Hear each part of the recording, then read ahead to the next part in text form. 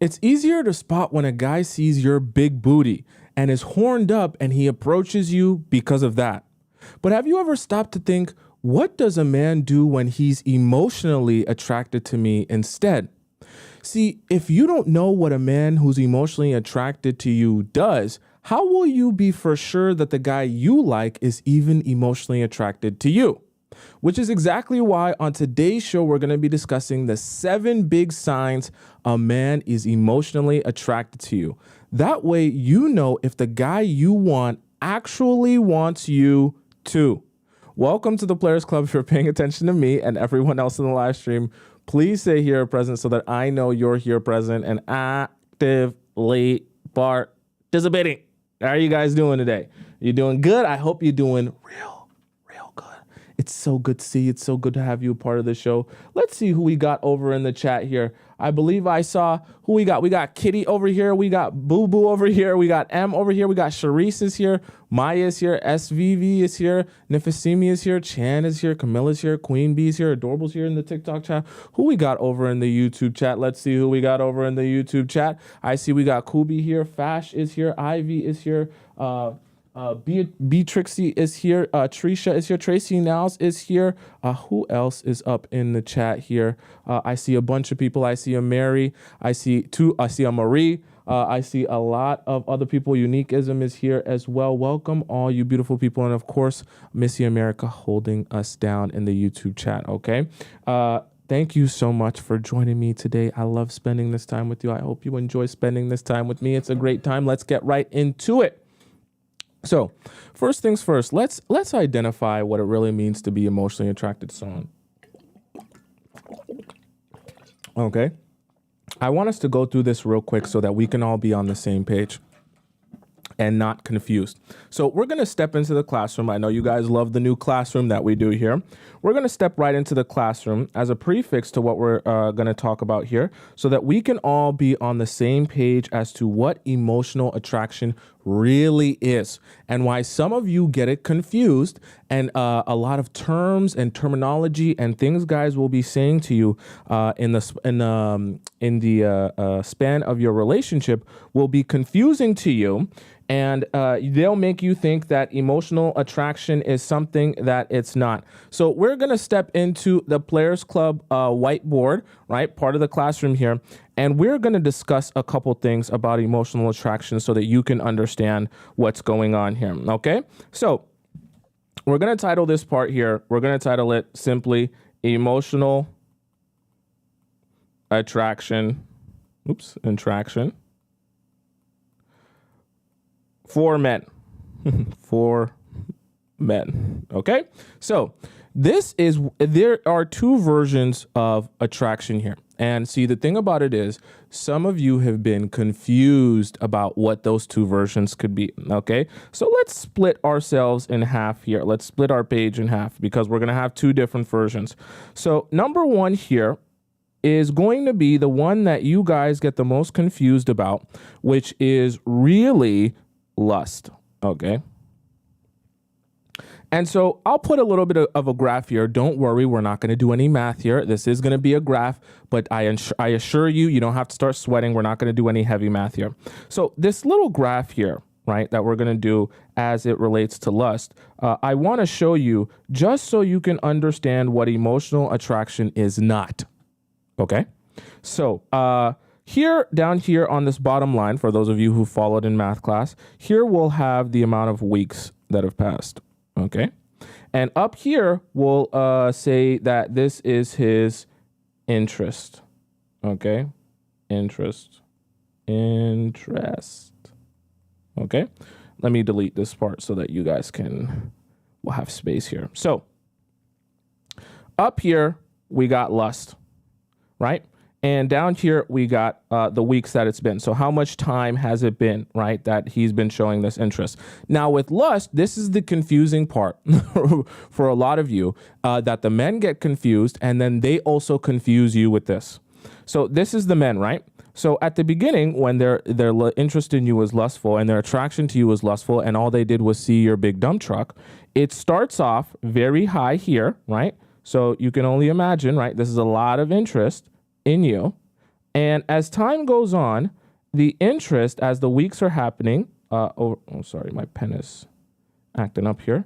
As the weeks go on, the interest is dwindling slowly but surely until it's down here.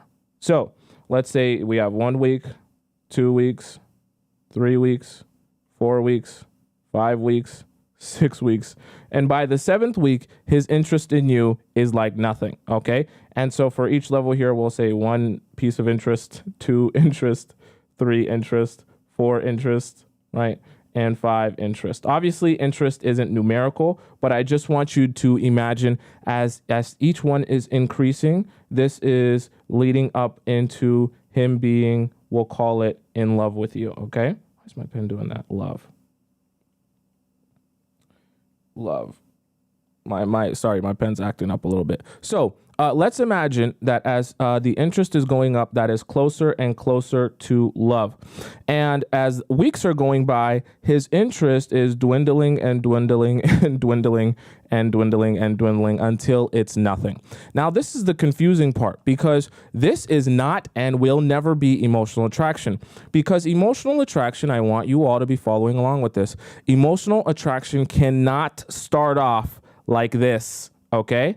Emotional attraction doesn't start off super high like this. That's not how it works, and it can't work like that. Any guy who's trying to convince you that his emotional attraction for you is super strong and super heavy in the beginning is lying to you, okay? So we're going to put here, cannot, oh my God, my pen, cannot, is my pen going to work today? Cannot be emotional. Okay, so this cannot be emotional when it starts off that large. Okay, now what's going to happen is sometimes guys are going to trick you. They're going to trick you, and they're going to trick themselves, because they're going to convince themselves that real emotional attraction is this starting off really high up here. And they're going to try to tell you that they really mean it and they're really serious about it. And it's starting all the way up here. That is not emotional attraction. That is lust. Now let's talk about the graph that is emotional attraction. So here we'll have emotional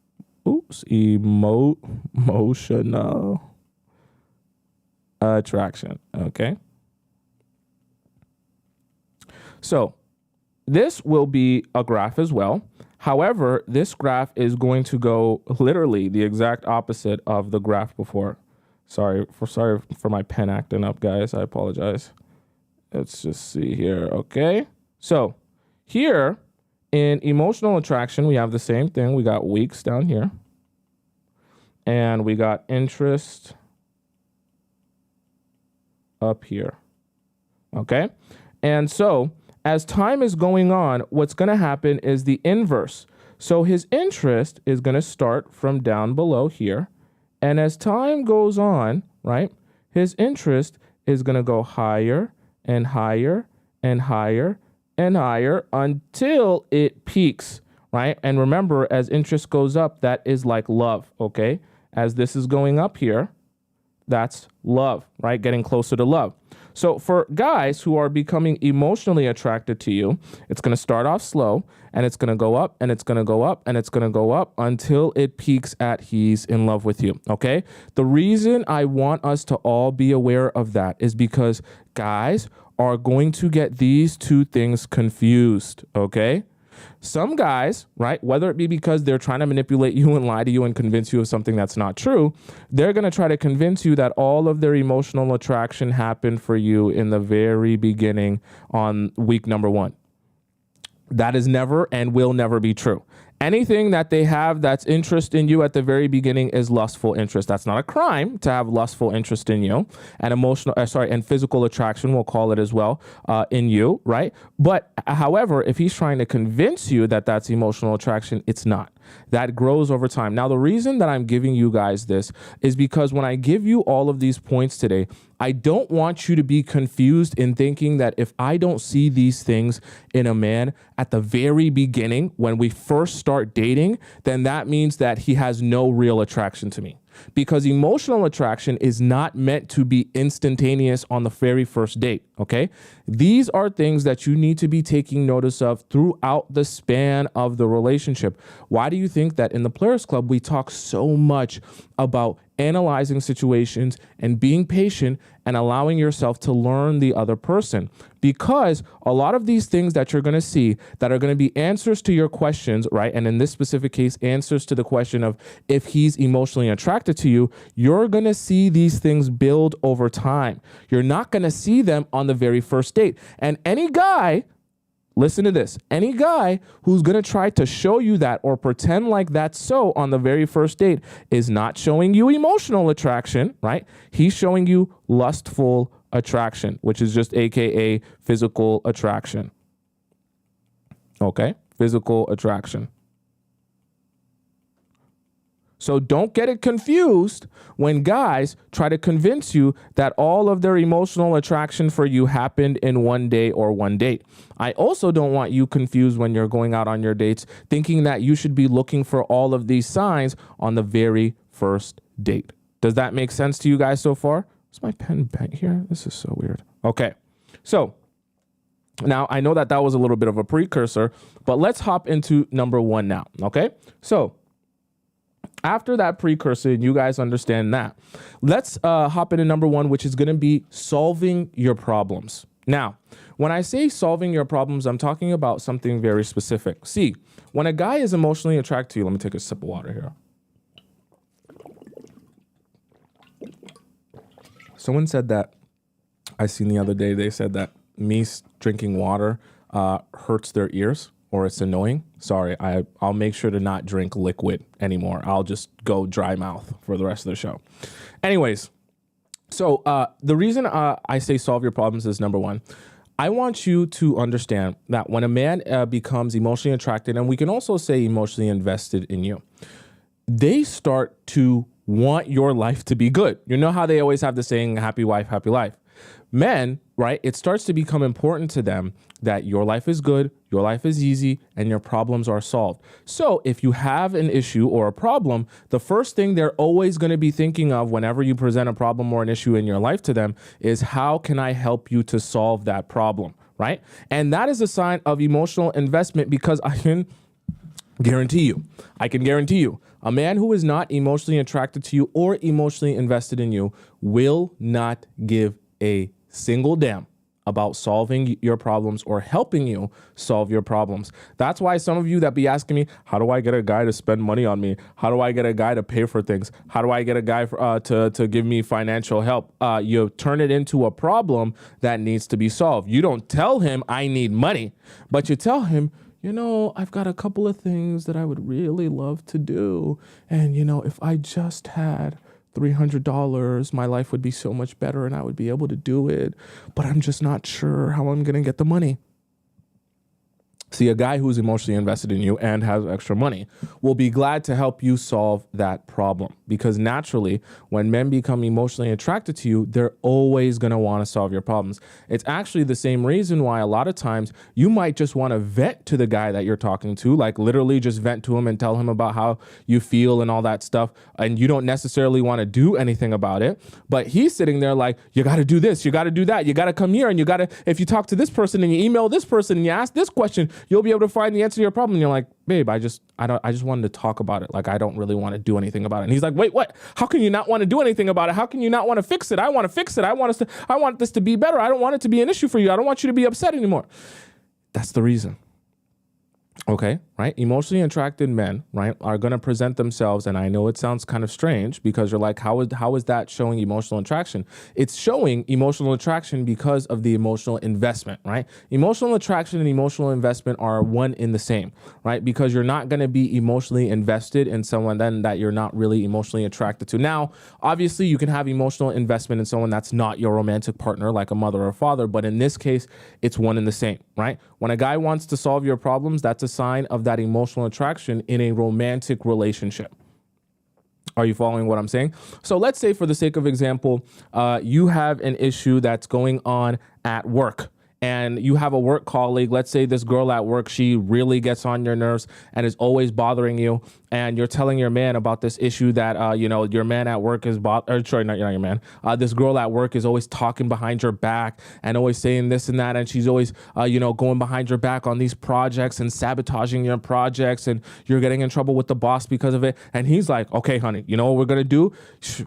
We're not going to let Stephanie ruin your work life anymore. I'm sitting here with you, and I'm going to help you craft the email that you're going to send to HR.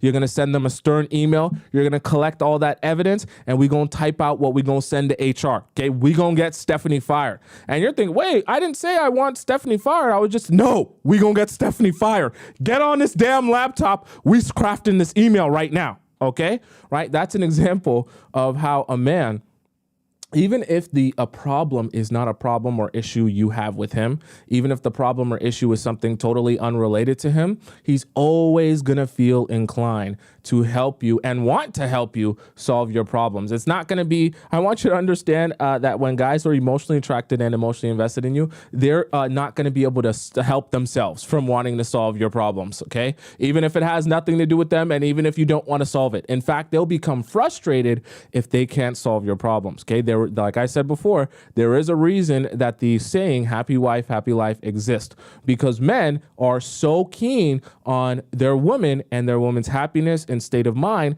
that whenever they're invested in a woman, they're always thinking about how to ease their anxiety, ease their pain, make sure they're good, and want to keep them in a state of what we call homeostasis. Does that make sense?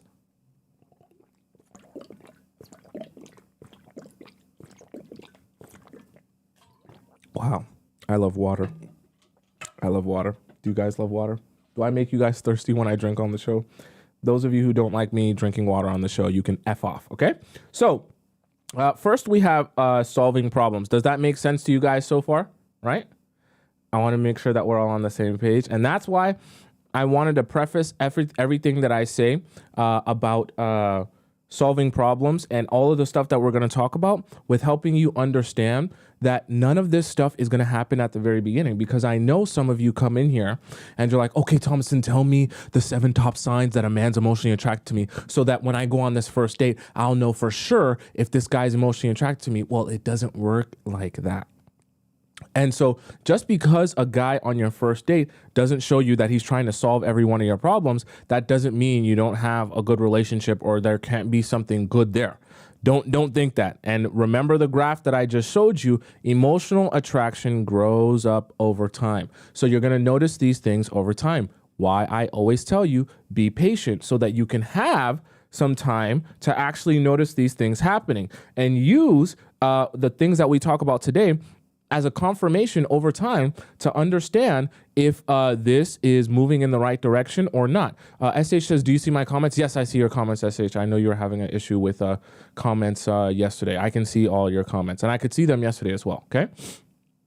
Right? So that was number 1. Now, number 2, let's talk about shared activities. Now, this is kind of a fun one, and some of you that have been in long-term relationships notice this, okay? So shared activities is essentially when a man will take interest in activities that you already enjoy because he wants to enjoy the same things as you, okay? And he wants to spend time doing things that you do to put himself in your shoes. I know that this sounds a little bit strange, but let me give you a more direct example. So an example of shared activities would be for you guys to, let's say you have a really nice book that you enjoy reading. Let's just say you're like me and you love reading Robert Greene books. And when you meet him, you're talking to him about how much you love reading Robert Greene books. And today you're reading the 48 Laws of Power and you're so into it and you're learning so much and it's giving you so much amazing value. And he's like, oh, gee, I've never read that book, never tried any Robert Greene books or anything like that. And let's say 2-3 months down the line of you guys dating, because remember, this goes over time, he says to you, hey, you know what? You said that you were reading that Robert Greene book. I actually started reading a Robert Greene book and I was wondering if we could like read it together.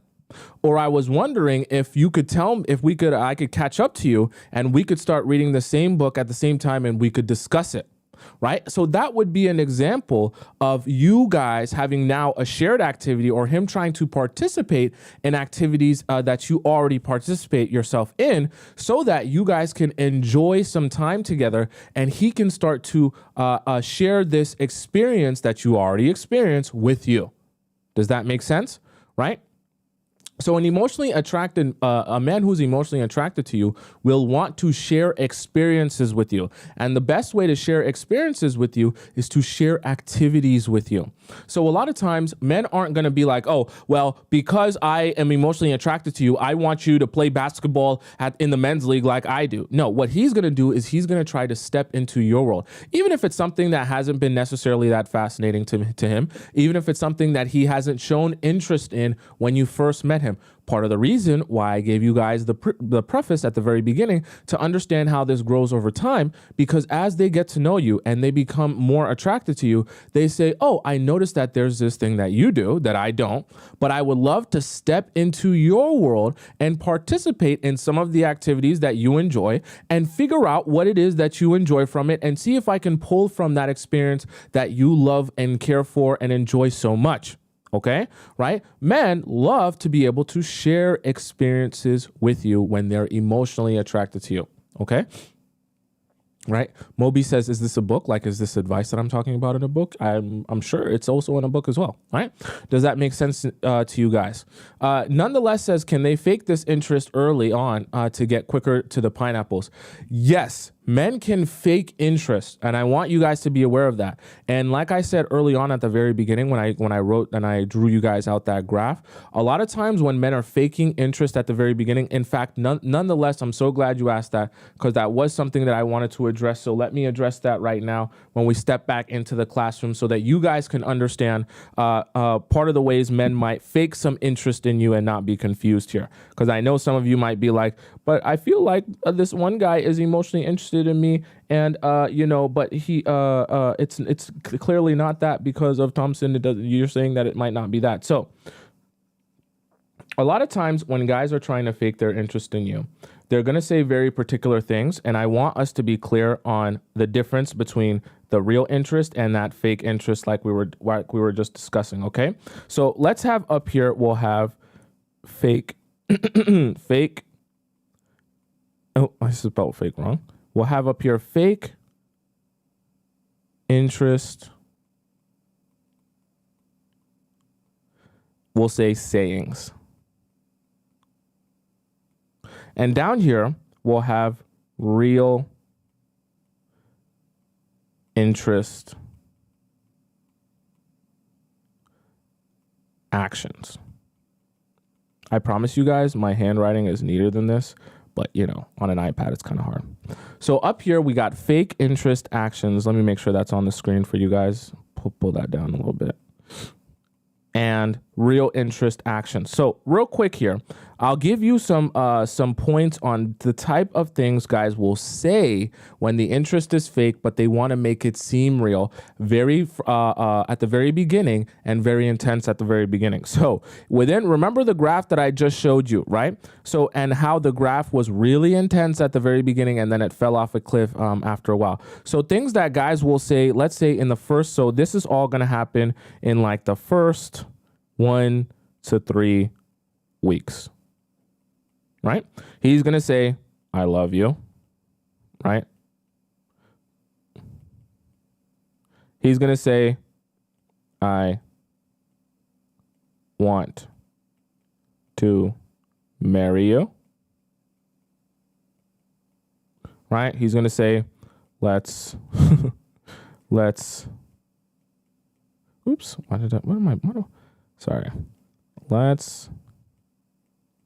my pen is tripping. Let's have kids. Right? He's also going to say,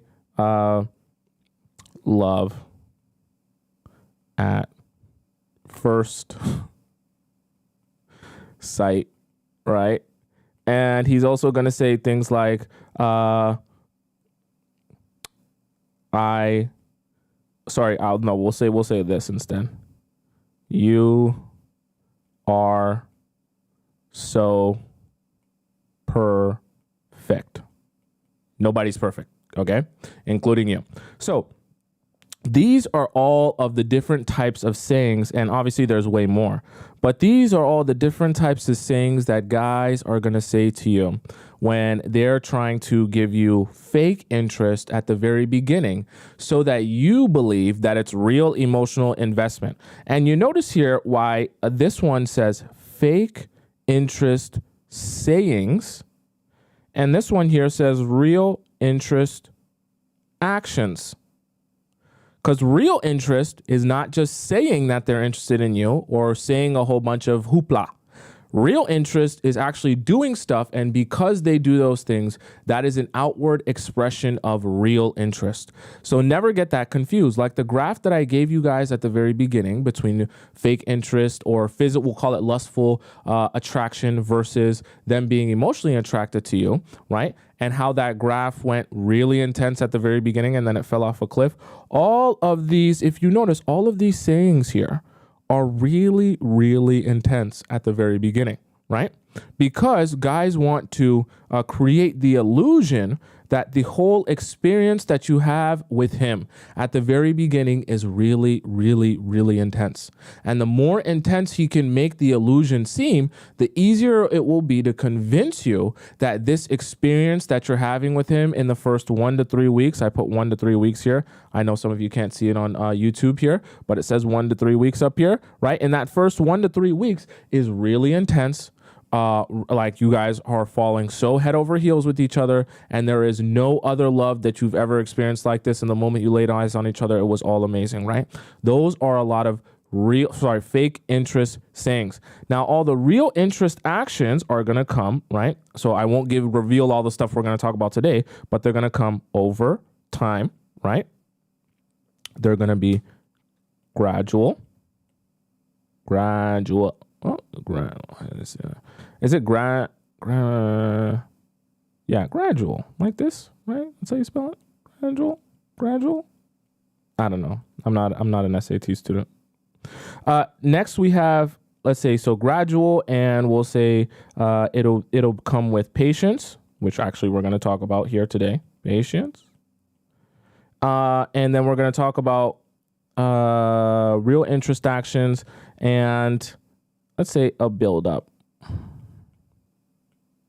over time. Okay. And all of these things are going to happen. And most importantly, they're going to feel natural.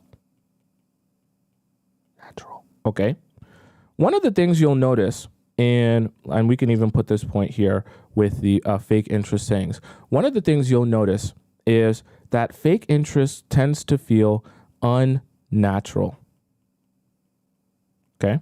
And one of the reasons that it feels unnatural is because the emotions that someone will be expressing to you for the amount of time you've known them don't seem to be the natural, we'll say, timeline of events that should be happening at the pace that should be happening for the emotion that's being expressed. So, for example, a stranger, if I was a stranger and I came up to you on the street randomly and I looked you in your eyes and I stared real big and I said, I love you so much. I've never loved anyone like I've loved you. And all the time I've spent with you has made me realize there will never be anyone in my life that will ever compare to you. You'd probably be like, sir, please step back 10 feet from me. You're making me so uncomfortable. I don't know you. I've never met you. So you telling me that you're in love with me and how much you love me is making me very, very uncomfortable. Okay? You probably say that. Why? Because at that point, if I'm telling you or expressing to you emotions that don't seem natural for how much I've known you, especially because I'm a stranger, that's going to feel very unnatural to you. Now, obviously, if I was that same person, except we've been dating for 3 years and I said that to you, it's going to feel a lot more justified because we've shared that time together. Okay?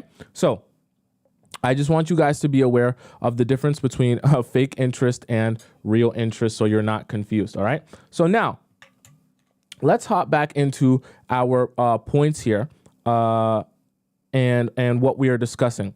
So number one, we talked about solve your problems, and number two, we talked about shared activities.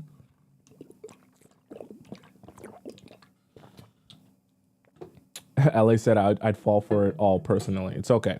We're all learning. We don't want you to fall for it anymore. So number three is what we're going to call fun for all. F is for friends who do stuff together. U is for you and me. Fun for all essentially means the idea that your fun is also going to be his fun. Now, I know I talked about shared activities and that sounds very similar, but in a more broad sense, what I'm also referring to is the idea of going somewhere or doing something that is your fun, like you enjoy it. That's your thing. And you have to understand, when a guy is emotionally attracted to you, what becomes even more important than whether or not he's enjoying himself or whether or not he's having a great time is if you're enjoying yourself and you're having a great time. Because I know that this sounds kind of horrible, but see, when a man is emotionally attracted to you and a man is emotionally invested in you, he will gladly put his happiness on the sidelines for your happiness. And in fact, your happiness will be so important to him, he would rather be unhappy at the expense of you being happy than have himself be happy at the expense of your own happiness. So that's why I call it fun for all, because fun for you is fun for him, which makes it fun for everyone. As vice versa, you not having fun makes him not have fun, which makes nobody have fun. And I say that to say your fun becomes his fun because of how emotionally invested he is into you. And when he's emotionally attracted to you, he will actually enjoy putting his own, I know that sounds weird, putting his own happiness on the sidelines for yours. So let me give you an example of putting his happiness on the sidelines for yours. Let's say, for the sake of example, you're like really into opera. Like you love opera so much. You're like singing in the bathroom, ah, ah, ah, and you listen to opera every day. Like that's your workout routine. You've got an opera playlist. You listen to opera anytime you're in the house, just washing dishes or cleaning the house. You like to listen to opera. Opera all times of the day. That's your thing. That's been your thing ever before since you met him, since you were a little girl. And you like going to the opera house and hearing the opera singer sing, ah, that's your thing, okay? He might not be into that. And in fact, in this example, let's just say he's not into that at all. However, he notices that anytime you come back from the opera house, anytime you go to the opera house, whether it be with friends or just in general, right? You always come back so happy, you enjoy the experience, you have such a good time, you're so invested in it, and that brings you joy, okay? He then says to himself, okay, I don't enjoy the opera house, but I know she enjoys the opera house. So actually, I'm going to try to make an effort for us to go to the opera house, even though I know I'm going to be miserable sitting and hearing these people scream at the top of their lungs and I'm going to be bored out of my mind. I know that coming out of that opera house, she will be happy. And in return for her happiness, I will be happy because I know when she's in a good mood, I can be in a good mood and everyone's in a good mood. And so really smart and intelligent men that are also emotionally invested in you realize that if they really want happiness, right, truthfully in their heart, their best bet is to figure out what brings you the most happiness. And even if it's not fun for them, even if it's not exciting for them, that the best thing they can do is show a little bit of interest so that you don't think that they're miserable, and then also take you there and do that thing with you so that you're enjoying yourself, because that will mean he gets to enjoy himself and have happiness through you. So what I'm trying to say is a man who is emotionally attracted to you will find it easy to have happiness through you, right? His happiness doesn't have to come externally from whatever he's doing at that moment that brings him joy. His happiness can also come through the joy that you experience by doing things that you enjoy, even if it doesn't make him necessarily that happy. Right? Does that make sense? Part of the reason why I say this has to happen over time, right?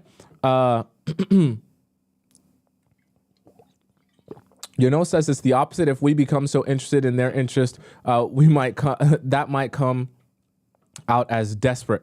Well, in the beginning, right? But as you're building the relationship and the relationship becomes more serious, obviously, naturally, you're also going to take an interest in some of the things that he does. But I want you all to be taking notice of that, right? Gemini says, I've never experienced this, and that's so sad. Don't worry. You're in the Players Club, so you're learning about men, learning about how they operate, and eventually you will get that. Don't you worry, okay? And this is the thing. Like I tell all of you, and I have to keep saying it because I know some of you get overexcited and you start shaking when I talk about signs that you should be looking for in guys, and you're thinking that you want to practice all of this on the guy that you just started dating and you just met on Hinge. And I'm trying to curb your excitement here so that you can understand this process has to build. A guy who doesn't like opera is not going to come on the first date and say, I'm so excited to go to the opera house with you tomorrow, okay?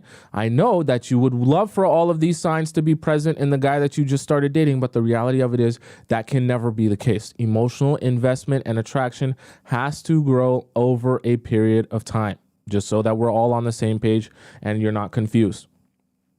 Nicole says, hydrate, precious baby. We need to hear more of that singing. Hello, Auntie Nicole. Love being sent your way. Thank you so much. I appreciate the donation of $5 as well, Nicole. I really appreciate that.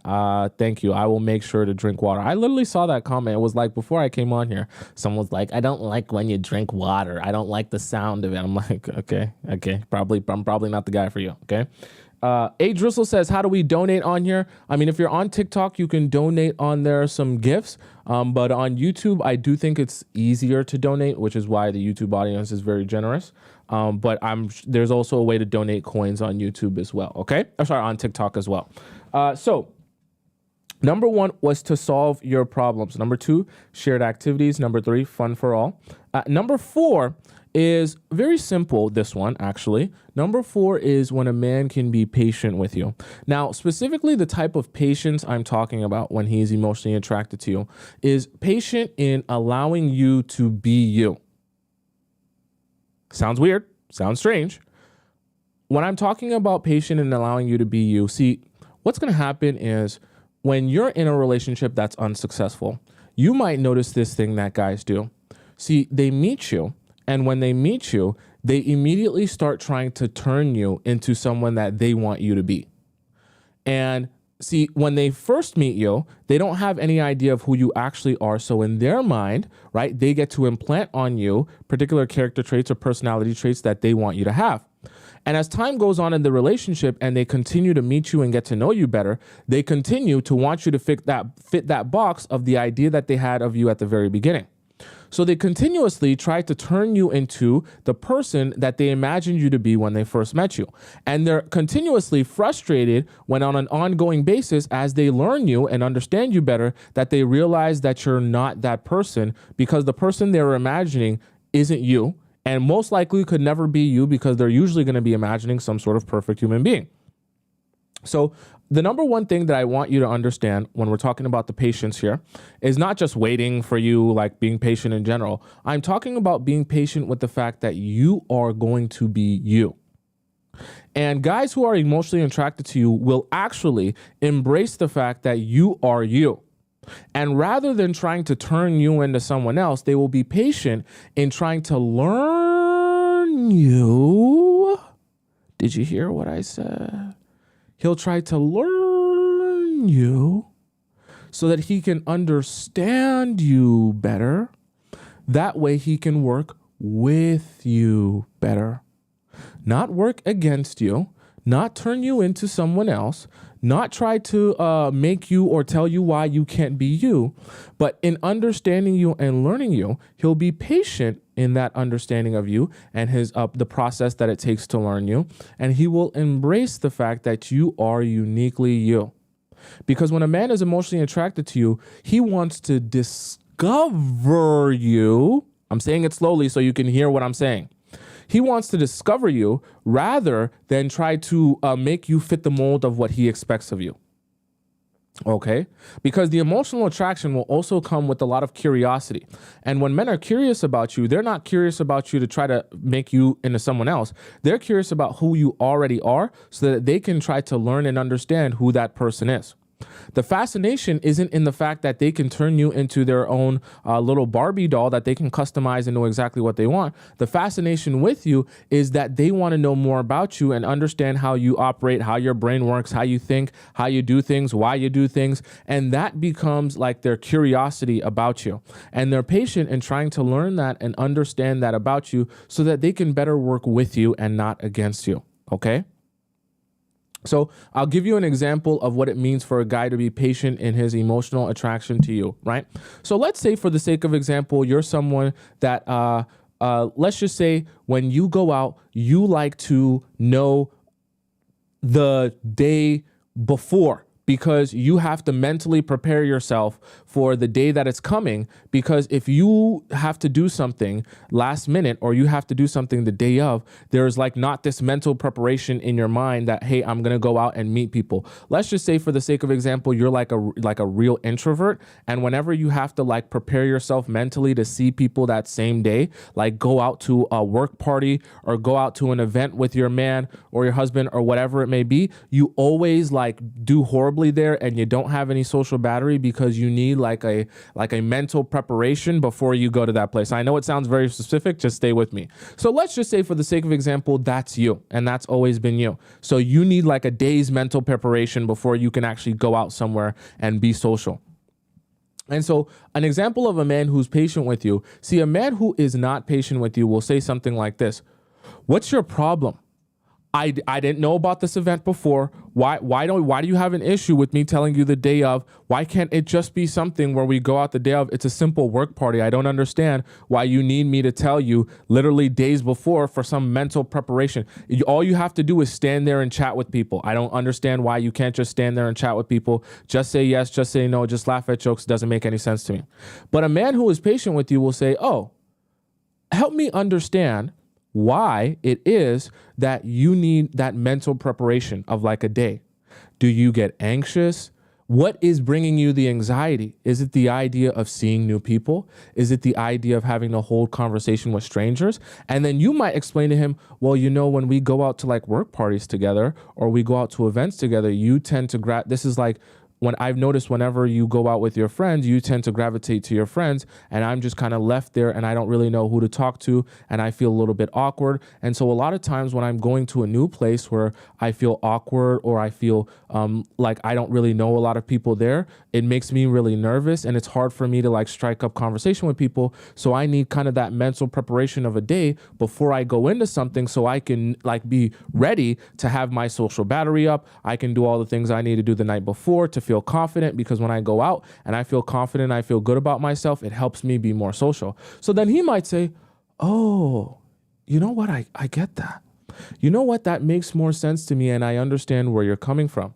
I don't want to change you, but now I've made that mental note so that I can better understand in the future when we're going out, so I can get the best version of you. You can enjoy yourself. I can enjoy myself. We can both have a good time. I'm going to make sure that I let you know in advance as much as I possibly can. And if the scenario comes where, I actually only know the day before or it's really important or really urgent, I will make sure to not expect you to just jump out of bed and be ready to go. And if you don't want to go, then that'll be perfectly fine with me. I'll understand where you're coming from. That's an example of a man who is patient in learning you and understanding you and wants to allow you to be you and not try to turn you into something else. Okay, right? Anonymous says he'll do all this if he respects you, period. It's true. And I want you guys to understand, this isn't meant to be rocket science. All of these things work together. Having a healthy relationship consists of a lot of similar things. And because it's a healthy relationship, all of these similar things are happening because all of the things that are supposed to be happening are happening. So when a man respects you, yeah, he's going to be patient with you. Yes, that's going to show his emotional investment in you and his emotional attraction to you. And he's going to be doing that for all of those reasons simultaneously. And that's also going to lead to a healthy relationship. So that should tell you that it is one of those, right? Yeah, that is something that guys will do when they respect you. Does that make sense? Make sense? Miriam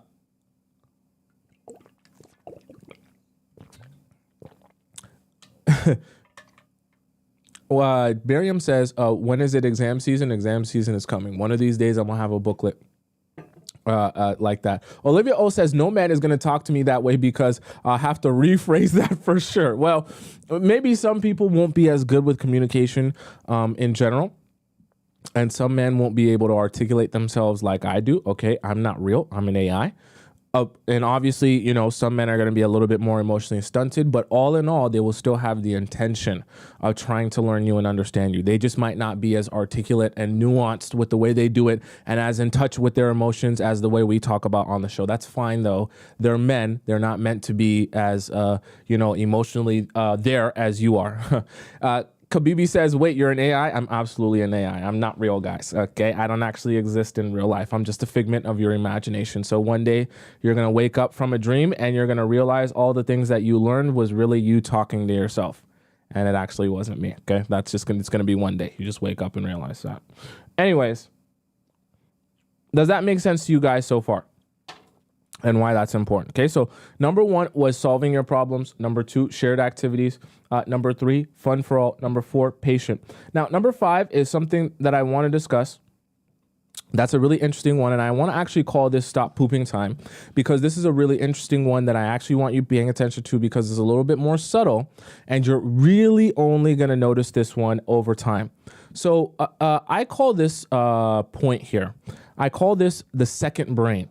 Now, the reason I refer to it as the second brain, number 5 is the second brain. The reason I call it that is because you'll notice that when a man becomes emotionally attracted to you, he's going to start coming to you for advice.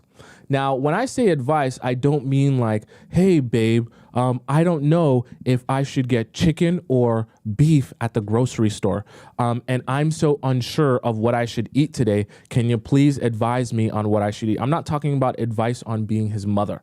I'm talking about the fact that he will use you as a second brain to get more opinions, to get a better perspective, to get a better understanding of what he's doing or what the best course of action might be. And he'll use you as a second brain to bounce ideas off of because, and this is where I want you paying attention and why I say it's Stop Pooping Time, because it's so important. You need to understand that a man who's emotionally attracted to you will actually trust your judgment. And because he trusts your judgment and respects your judgment and thinking power and understanding of the world, he will ask you for advice on things that might not even be in your wheelhouse, right? Things that might not have anything to do with you. So I'm going to give you an example of what I mean by using you as a second brain. Let's say, for the sake of example, he's a CEO at a Fortune 500 company because you like to date millionaires, okay? Very powerful, very successful man. So he comes to you and he's letting you know, he's like, you know what? We got this big, third quarter meeting at work, and I'm just trying to figure out how to make the shareholders happy. I've got a lot of decisions to make, and the shareholders are really unhappy with the profit loss statement for this quarter. And, and our shipments aren't coming in on time. I've got to figure out how to cut some costs, lay off some employees. This new department in development, we're really working on something that could be groundbreaking. But I'm just not sure whether to cut this department because it is in development and it's not fully done yet. And I can't guarantee the profits. But at the same time, I know it has a lot of potential. I'm just not really sure what to do. And so you advise him, even though you're not in the field, you start asking him questions like, okay, so let me know, what do you think that this department is going to do? How do you think it's going to benefit the company? Well, I think it's really going to benefit the company because in the next 5 to 6 years, you see how the world's changing with technology and AI. This is going to be a system that we can implement into our business and we could really skyrocket it. See, when we utilize this, eventually, once we build this system out, it's going to take a couple of years to get this done. But once we build this system out, it can really make a change in our business. And I feel like if we don't do this, we're going to be behind the 8 ball of all of our other competitors. And then you say to him, well, don't you think that would be exactly what you would need to do to tell the shareholders? And he's like, no, you're right. That's exactly what I should tell the shareholders because, yeah, that is really important for our business. And if we're going to be behind the 8 ball, how are we ever going to compete in the future? It's not just about today. It's about tomorrow. And I know I went through a whole role play here, but you get my point. Right. And when he uses you as a second brain, even if you're not in this field, even if you're not necessarily, in the weeds of understanding exactly what he's doing on a particular basis, he comes to you for advice to be able to, because he trusts your judgment to be able to understand the nuance of situations, ask you questions, analyze your advice, and really take it to heart. I don't know if it was me that made this saying or it's just been a saying in general, but I always love this idea in my mind where I think to myself, I'm like, okay, back in the day, when there was kings and queens, you see, the king will tell all the knights, all the peasants, all the people of the kingdom exactly what to do, right? If he orders someone to be beheaded, they'll be beheaded. If he orders someone to be banished, they'll be banished. The king orders anything and everything that goes on in the kingdom.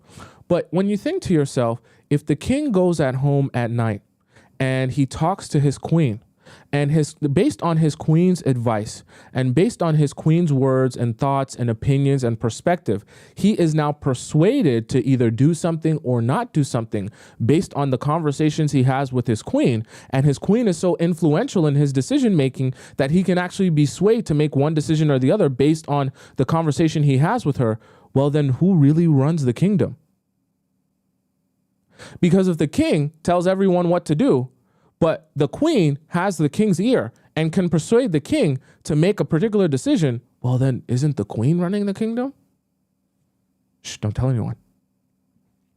But I just say that to say it's natural that when a man becomes emotionally attracted and invested in you, he's going to use you as a second brain, and you're actually going to be capable of influencing the decisions that he makes because he trusts your judgment, because he believes in your ability to also analyze situations, bring good ideas to the table, bring new ideas to the table, and look at things in a way that he might not be seeing them, and for him to be able to implement those strategies or those tactics into whatever it is that he's doing, even if you don't actively work in his field. Okay, I know that sounds a little bit complicated, and that's the reason I called this Stop Pooping Time, because I know that for some of you who might be on the younger side, this might be a little bit harder to grasp if you haven't had long-term serious relationships. But I can assure you, just pocket this one in your pocket for now for a little bit and remember it as you're growing long-term relationships so that you can be like, oh, that's what that is. Those of you who are on the more mature side know exactly what I'm talking about, but those of you who might be a little bit younger might not. It's okay. This is just something for the future for you.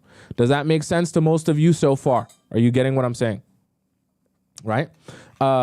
Olivia O says, I gotta agree. Someone said that men will often use women as the second brain and claim the idea as theirs. That happened to me, and it's crazy to be gaslit like that. Well, that is an unfortunate situation, right? When they use you as the second brain, but they don't allow you the credit of being that.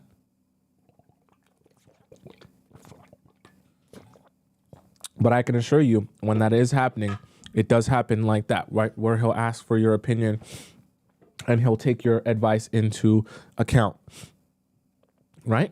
Says, so this is an important sign that he loves you, since men rarely ask for opinions. Yes. Yes. Yes.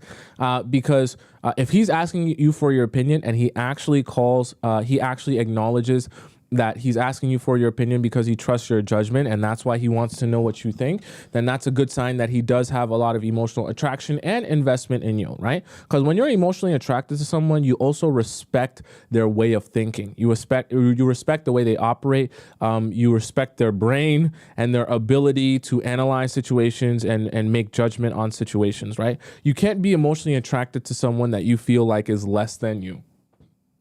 Right? You can't be emotionally attracted to someone who you feel like isn't of the same capacity or ability in terms of their mind as you, right? It just wouldn't make sense, right? Because now you feel like you're talking to someone that wouldn't even possibly understand the nuance in which you're speaking, right? You feel like it'd be like saying a queen could be emotionally attracted to a peasant who has no level of power or understanding of what she does or what she goes through, right? You'd have to actually respect that person to be emotionally attracted to them. I hope that makes sense, okay?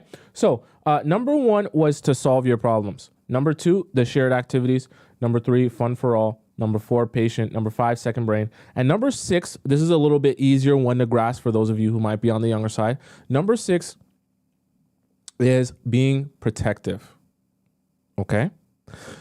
And I mean this in both the physical sense and the emotional sense. Men who are emotionally attracted to you will be protective over you.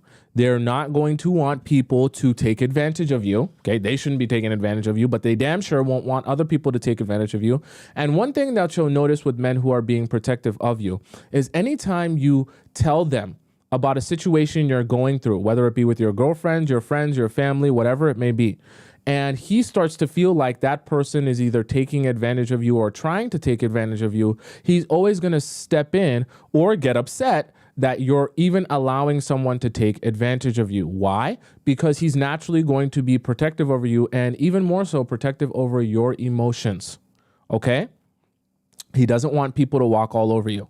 He doesn't want people to treat you however they want to treat you. Zoe says, I get this one mixed up with being controlling. This, of course, should not be in a controlling sense, but this should be in a concern sense, where he does not want people to come into your life and just, take control of you or manipulate you in general, right? So I'll give you an example of what I mean by that. So let's say, for the sake of example, at work, you have a boss that is always on your butt. And let's just say, for the sake of this example, it's a woman boss.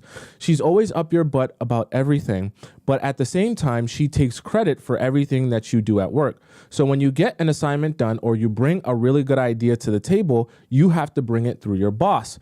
And when you bring it through your boss and it's a really good idea, she implements it. She tells upper management that she came up with this idea. She takes credit for the idea and she gallivants around like she's the one that did the idea and she's the reason for this thing being implemented. So you don't get credit, but anytime there's something bad happening or anytime there's a whole bunch of responsibilities to be dumped on the table, she always dumps the responsibilities on your table. You figure out the solution to the situation, you bring the solution to her, and she takes credit for the solution. So then he starts saying, babe, you got to tell upper management about this. And you got to show them evidence that you've been bringing these solutions to the table. You can't let her continue to be taking advantage of you.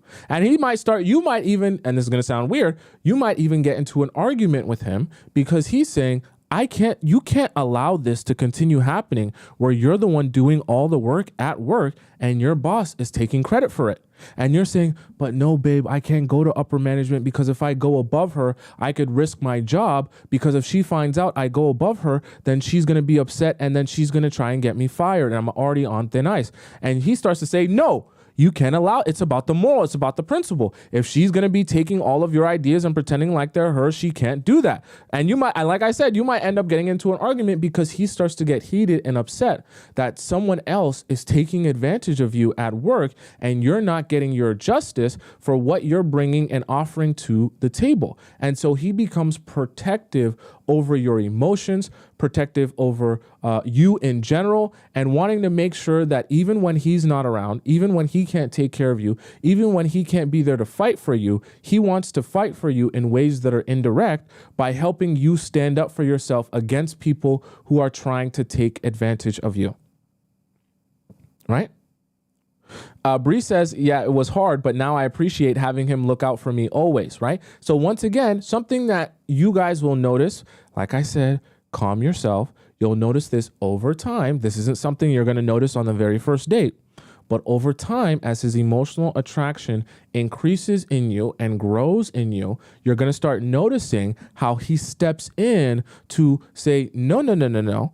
You don't allow these people to walk all over you. No, no, no, no, no. You don't allow these people to take advantage of you. You're going to step up and stand up for yourself, and you're going to speak up because no one gets to cross you and act like nothing happened, right? Sounds weird. And for some of you, might be like, damn, that sounds kind of intense. But I promise you, men become protective over you when they become emotionally attracted to you. It's impossible for them to not, right? They can't just say, I don't care, I don't give a damn, when they actually love you and care about you. It's very difficult for a man to say, to really be in love with you. And anytime you tell him you're in distress, because remember, we talked earlier about solving your problems. Anytime you're talking about you're in distress, or you have a disagreement, or someone's taking advantage of you, or someone's becoming a problem in your life, they're always gonna want to step in. It's not possible for him to just sit idly by and say, yeah, despite me knowing that you're getting taken advantage of, I'm just going to sit here idly and do nothing. They literally cannot do that. They really care about you and they really love you. It's not going to be possible for them. Now, if they don't give a damn, If they're just here to utilize you and just here to jackrabbit themselves inside of you for 90 seconds, well, yeah, it's going to be easy for them to let anyone walk all over you because they don't give a damn. Okay. So I hope that makes sense to even those of you on the younger side. I know this is a little bit of a, a more mature conversation. It's okay though. I know some of you will understand what I'm saying. Number 1 was to solve your problems. Number 2, shared activities. Number 3, fun for all. Number 4, being patient. Number 5, the second brain. Number 6, being protective. And number 7, this is one of the most interesting ones and kind of just fun ones in general. Number 7 is he wants to learn from you. This might be one that you can see a little bit earlier on. So for those of you that are like, oh, what are the type of things that I can see really early on? Can you tell me those ones? He wants to learn from you because, like I said earlier, when I talked to you guys about guys coming to you for advice and using you as a second brain. See, when a guy respects your way of thinking, right? When a guy is attracted to you emotionally, he's also subsequently attracted to your mind and the way that you think, right? And the way that you approach life. So when he meets you, obviously he has his own experiences in life. Obviously he has his own way of going about things. But when he when he meets you and he starts building a relationship with you, what he's going to become fascinated by is how you think, how you operate, how you approach life, how you approach relationships. And see, because you guys are naturally going to be individuals and going to be different in the way that you think and go about life, he will take the opportunity in learning you and understanding you, I said learning you, to learn from you.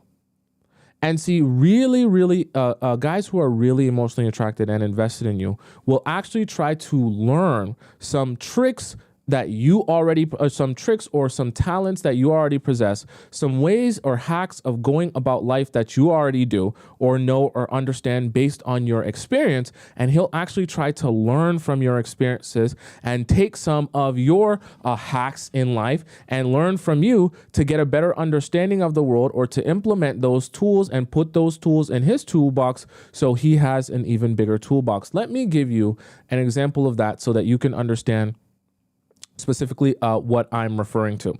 So let's say, for the sake of example, you're someone who knows how to use your presence to persuade people. And you have been, suffering from pretty privilege all your life. And you're someone that knows how to talk someone into out of saying no to you into saying yes to you just by simply presenting yourself in a particular way, being very personable to them and getting them, really invested in you where they say, it was a no at first, but sure, you can get the thing, right? And so he's like, oh, well, explain to me, like, how do you do that? And you're like, well, one, you got to be pretty, you got to be attractive. He's like, no, I get that. But like, aside from that, like, how do you actually do that? And then you start explaining to him. So when you go up to someone and they tell you no, you've got to start thinking about, like, what do they care about the most? So for example, I was at a club one time and me and my girls literally couldn't get in because we came in at 12:30.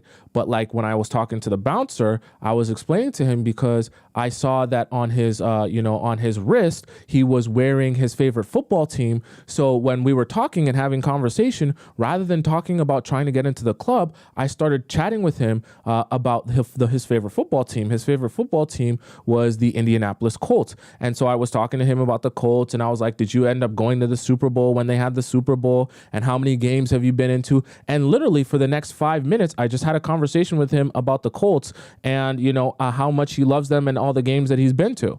And then after the 5 minutes of the conversation, he was like, you know what, you and your girls, you guys can come in. Don't worry. Don't tell anyone. Right. And you start explaining to him, like, all you have to do is notice something about someone, start talking about that, and it disarms them. And a lot of times they'll want to do something for you because you started showing interest in them and their own life, and it makes you real to them. And then he says, oh, that's a really good idea. I never thought of it like that. I'm going to implement that in work. I'm going to implement that when I meet people. And see, that's the really amazing part about building a relationship with someone, is that not only do you get to meet that person, but you also get to learn from that person and learn from their experiences. And see, we all have different talents and different skill sets. And one of the really cool parts about building a relationship with a new person is you get to see some of their skill sets in action, and you actually get to take some of them, have them teach you some of those skill sets, and utilize some of those skill sets in your own life. So if you're with someone that's really charismatic or really charming or knows how to persuade people and get what they want from people, then you might be saying they might be saying to you, hey, I want to learn how you do this. When you do it, it's like magic and it's amazing. And I want to figure out how you do it. I want to understand you better. I want to learn from you. You have gifts and skill sets that I do not possess. And I applaud you for that. And I would love to know how you do that, how you go about life like that. Oh, you're such a good painter. Can you teach me how to be a better drawer? Like, even though that might not be a skill that's going to help me in life, but I want to learn how you do it. I want to be a part of this process so that I can gain something from our relationship, not in a physical sense, but in an emotional and a spiritual sense, where I'm gaining a skill. I'm gaining more knowledge. I'm gaining a better understanding of life, or a new perspective. That's another thing that's really big that guys are going to want to do, right? They're going to want to gain a new perspective on life through you and through learning of you, about your life, about your experiences. And that helps them understand the world in a more holistic way. And a lot of men who are emotionally attracted and invested in you will love to be able to learn more about life through you, travel with you. If you have a different culture, right? Let's say, for the sake of example, let's say you're Muslim and he's not Muslim, right? He's going to take an interest in your culture and trying to understand the way that the family structure is, and how you guys go about things, and how you guys talk, and the language, and how you go, the food that you eat, and the places that you go, and the most important places, and where you grew up, and all these things, right? Men will use because they want to learn from your own experience in life. They want to learn from you, the human being and the individual. And they take pride in being able to learn from you, because that knowledge that they get not only helps them better understand you, but it even in a weird way helps them better understand themselves. Okay? Right? Ebone says, wow, I've been so closed off to this. Shake my head. It's okay. As you join the Players Club, you learn a lot of things. I learn a lot of things from you guys as well. And we all grow together. Okay, so do all of those 7 make sense to you guys? Okay, so we had solve your problems was number 1, shared activities number 2, fun for all number 3, being patient number 4, the second brain number 5, protective number 6, and learn from you is number 7. Okay. Salma says, but you have to make sure that this isn't love coming from a narcissist. Well, first of all, narcissists can't really love you. They can fake loving you. They're not actually going to be in love with you, though. And we actually discussed that earlier on the show, in the difference between what guys will try to pretend is real interest and real emotional attraction, but what is actually lust, and the type of things that they'll say and the type of things that they'll do when they're faking that. If you want to rewind and go back to that, for any of you that missed that part and you're on TikTok, just go over to my YouTube. It's Tomisin Atobatele on YouTube. Just type it in, and I'm live right now at the same time I'm live on TikTok, and you'll be able to rewind it, and see when we talked about that, because we did go over that as well. Okay. Thank you, A Drizzle, for the donation there, and thank you to Valerie. I said Valerie. I was going to say Valerio, but Valerie, thank you so much for the 200 coins as well in the TikTok chat. Thank you to all you guys who donate. I appreciate you all. Does that make sense to you guys all? Okay. Valerie says, why would a recent ex still speak and talk about the things you introduced to them? Like you're talking about, so after you guys break up, he's still talking to you and speaking about the things that you guys discovered, or like you said, you introduced to them. Well, that could be to rekindle the relationship, and he could be rekindling the relationship for a multitude of reasons. That's like trying to come back, right? And I've actually had a whole show about what to do when men come back. So you should go over to my YouTube and you should watch that show where I talk all about what to do when a man comes back, because that's a perfect example of that. Right? Says the person who really truly loves you will want to push you a little harder to become better. I agree. Okay. I 100% agree. Tracy now says they will grow with you effortlessly. 100%. 100%. A lot of the stuff I talk about, I know some of you might be like, well, Tomisin, isn't this obvious? Well, Tomisin, of course a guy would treat you like this when he likes you and it's a good relationship and it's a healthy relationship. Yeah, I mean, it's easy for us to talk about that in theory and how easy it is to understand, but, it's a lot harder to actually know that you're seeing it when you're in it, because when you're in it or you're in the relationship, sometimes your mind is so jumbled up thinking about a whole bunch of other stuff outside of how the relationship is working out right now, right? LA says, what if he tells you to wear less revealing clothes? Is this coming from care or control? Well, that is something, I'll say that is something that needs to be worked out with your partner, because I don't think that him saying that he wants you to wear less revealing clothes necessarily comes from a bad place, because naturally if he really likes you and really is invested in you, he's not going to want you to be on display for a whole bunch of other people. That's not in a natural way of thinking. However, there is a line there where there's meant to be a compromise between something that you still feel really good in and really sexy in, but also he doesn't feel like is quote unquote too much for someone who's in a relationship. Are you following what I'm saying? So there's a balance there where you can still wear what you like and enjoy, but also he doesn't get to be made to feel uncomfortable because of what you're wearing. Okay. And it starts to cross a line when it becomes over too much in one direction or the other, where he's telling you that you can't wear this, you can't do that, and you gotta literally wear a turtleneck sweater covering you from head to toe and wear a garbage bag on top of that just to go out, right? That's controlling. But also, it's a little bit on the extreme side if you're saying that you're gonna be with someone and they're telling you it makes them a little bit uncomfortable when you're wearing something super revealing, and then you're saying, no, I'm gonna do whatever I want. Well, if you want to do whatever you want, then you're probably better off being single. That goes for anyone, right? And so there's a balance there. With a lot of things, there's a balance. It doesn't have to be one extreme or the other. And that's the thing that a lot of people get confused when it comes to relationships. They're always looking for the extreme answer. I only want one answer and I want to live my life exactly that way and not think that there's any other possibilities. But there's a balance where you can compromise with your partner and both people can feel like they're actually getting what they want. It doesn't have to be one or the other, okay? LA says, because men are genuinely protective and territorial. I mean, yeah, if they actually like you, they're not just going to be like, I don't ever care, right? Like the idea that men that actually like you are just always going to be like, I don't care what you do what you want, is ridiculous. That's never going to happen. However, there's a balance to being like, I do care what you do and it does matter to me. However, you are still an individual. So while I can express what makes me uncomfortable, I don't necessarily feel like I own you. And, like you can only ever do what I want you to do. Okay. Bree says, I changed, not worth an argument. I mean, like I said, that's something, like I said, you have to discuss with your partner and come to an understanding on, okay? Someone who's not trying to control you will be perfectly fine coming to an understanding with you on. And if you are in that situation, I'd advise you to ask him specifically what makes you uncomfortable when I wear it.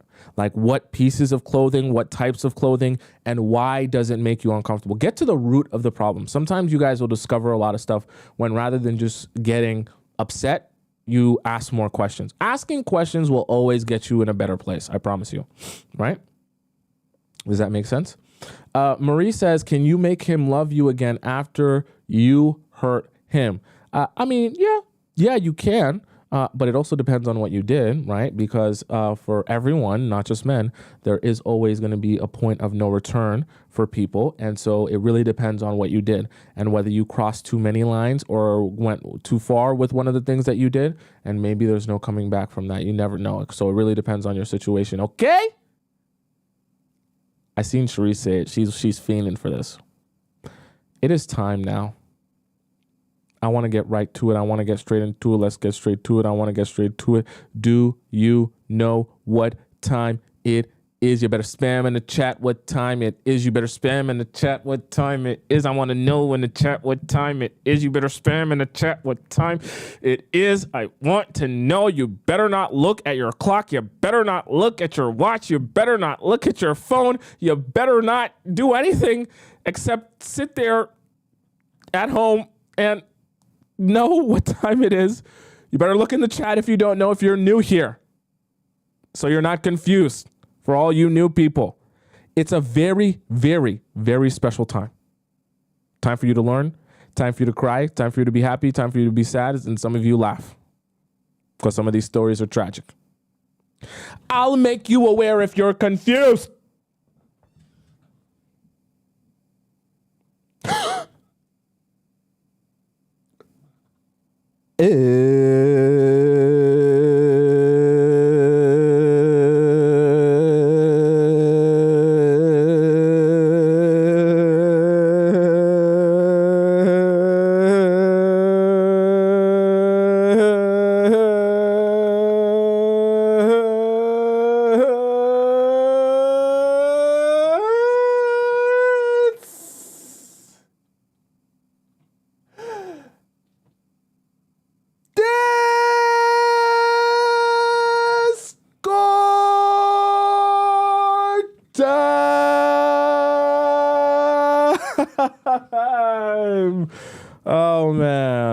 that brings me joy every single time. Okay.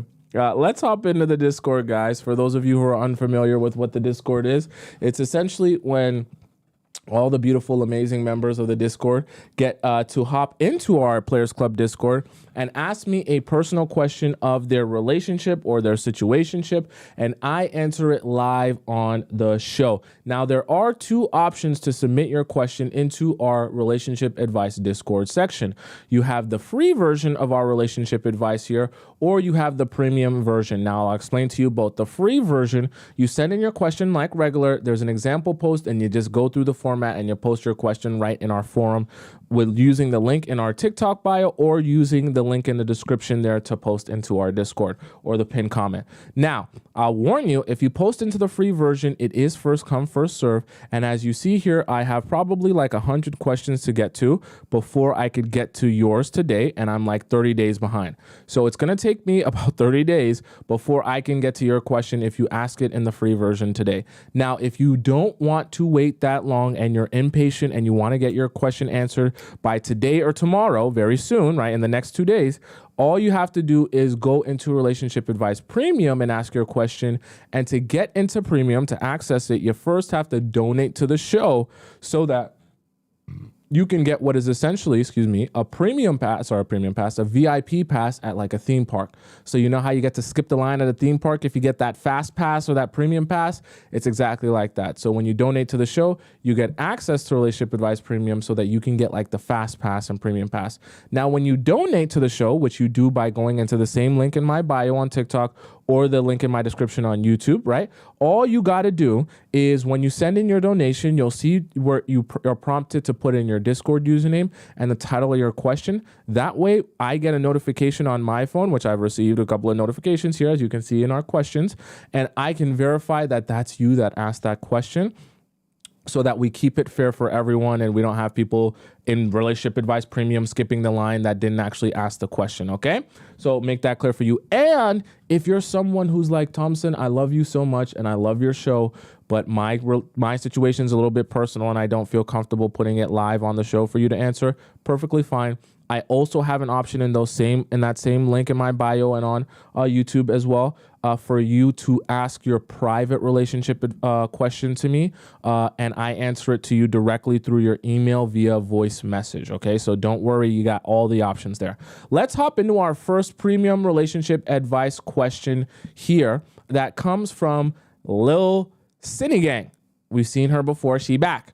Situation, needed help. Hi, Tomisin. This is my second time submitting a premium question. I remember you. I have gotten myself into another predicament with a different guy. Oh boy. Oh boy. I guess it's true when they say old habits die hard. Oh boy. Your previous answer to my question helped me immensely, and I was hoping you could help me navigate this current situation. Okay. I have recently started seeing this guy. He is 30 and I'm 29. We have been on and off since December and met through a dating app. Yeah. To set the scene, when him and I first met back in December, I had no idea about your channel and was so unaware of the games that people play in dating. Our first date was amazing and we hit it off. We really had good chemistry. Unfortunately, I had pineapples with him on the second date.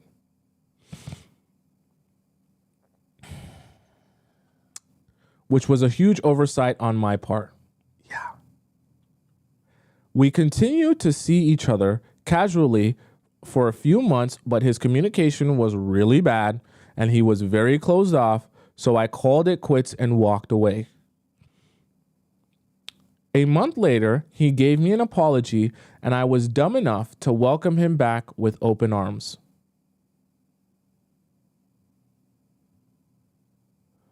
When we met up again for the first time, when we met up again for the first time again, I did not partake in pineapples, but I did do some other things, and the following dates led to pineapples.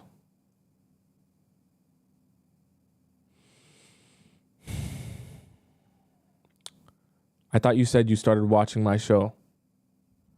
His communication started to become really bad again. He would sometimes take more than one day to respond to me. And the dates became really low effort and last minute.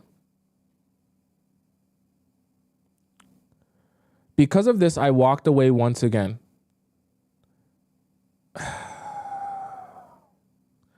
Fast forward to 1 month later. Oh my God, please don't tell me what I think you're going to say. Walking away again, he pops back up and texts me again. Lil Cine Gang, please, I'm begging you, don't do it. Don't do it. I haven't read this message yet. You better not do it for the third time. I do not respond. 2 weeks later, oh my gosh. If you do this again, I'm going to lose my marbles. He follows me on Instagram. You're making me very nervous. I followed him back 2 weeks later. And we started DMing each other. Namaste. No, don't. Maybe she recovers. Tomisin, maybe she recovers. And maybe throughout the DM she realizes this is a mistake and she doesn't do it and doesn't do the same thing over again. Just maybe she realized. Okay. After talking for a while, we went on a date this past weekend.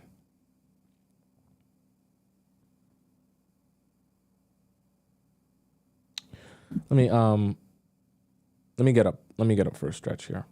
I just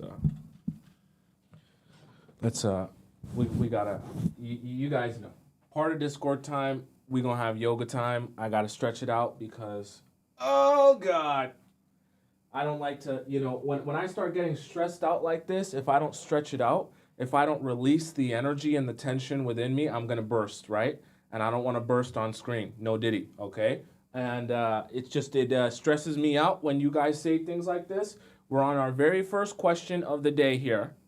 And Lil Cine Gang has went back to the same guy 3 times.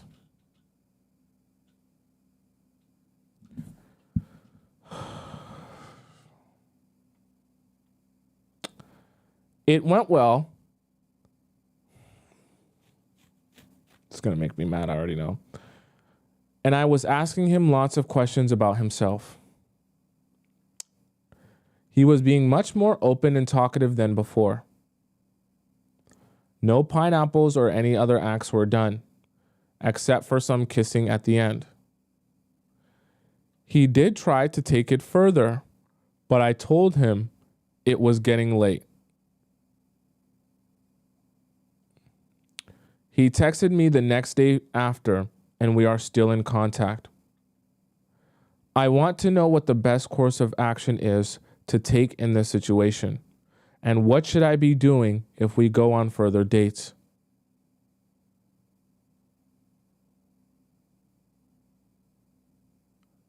I do really like him, and we have really good banter and conversations. He has a really good career and he's a very focused kind of man, which I like. I would like this to lead to something more than casual, but I don't know if that would be possible given the history. Thank you so much for your help.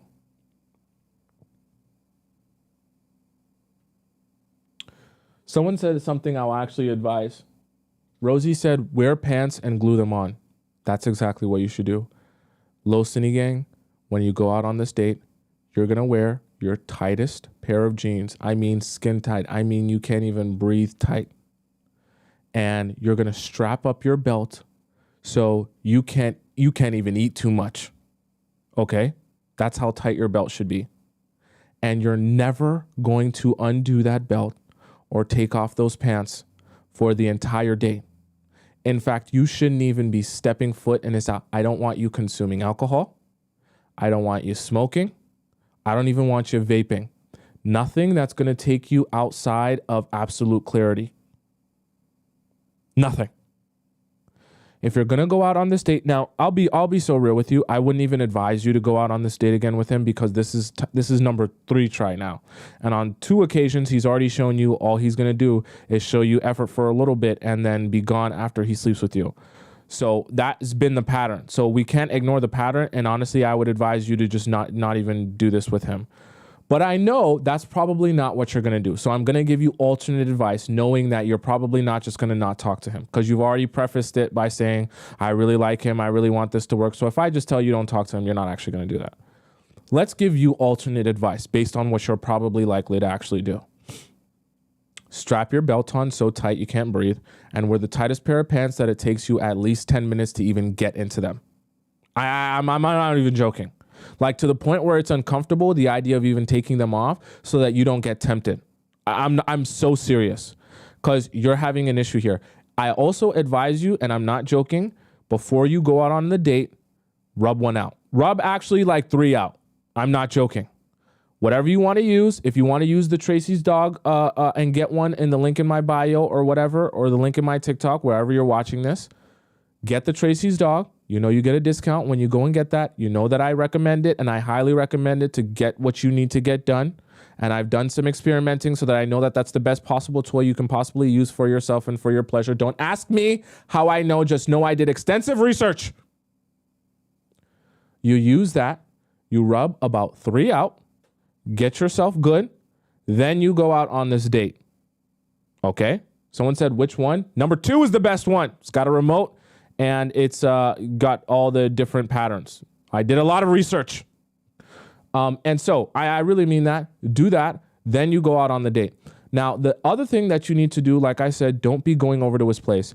Don't drink. Don't smoke. Don't do nothing that's going to take you out of a clear mind state and a mind frame.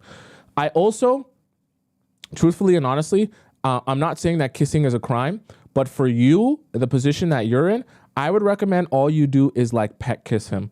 Do not be tongue kissing him. Nothing that's going to be a gateway drug. So kiss him. The kiss should only last less than 3 seconds. Don't be doing these long kisses. Don't start making out, and damn sure don't start tongue kissing him. You're going to lose your marbles, and you're going to lose everything you're working for, because clearly he's shown you that the pattern is, if he spends too much time with you, sorry, I shouldn't even say spends too much time with you. If he spends time with you and then sleeps with you early on, he's shown you the pattern that when he sleeps with you, he's going to get bored of you, and then he's just going to disappear on you.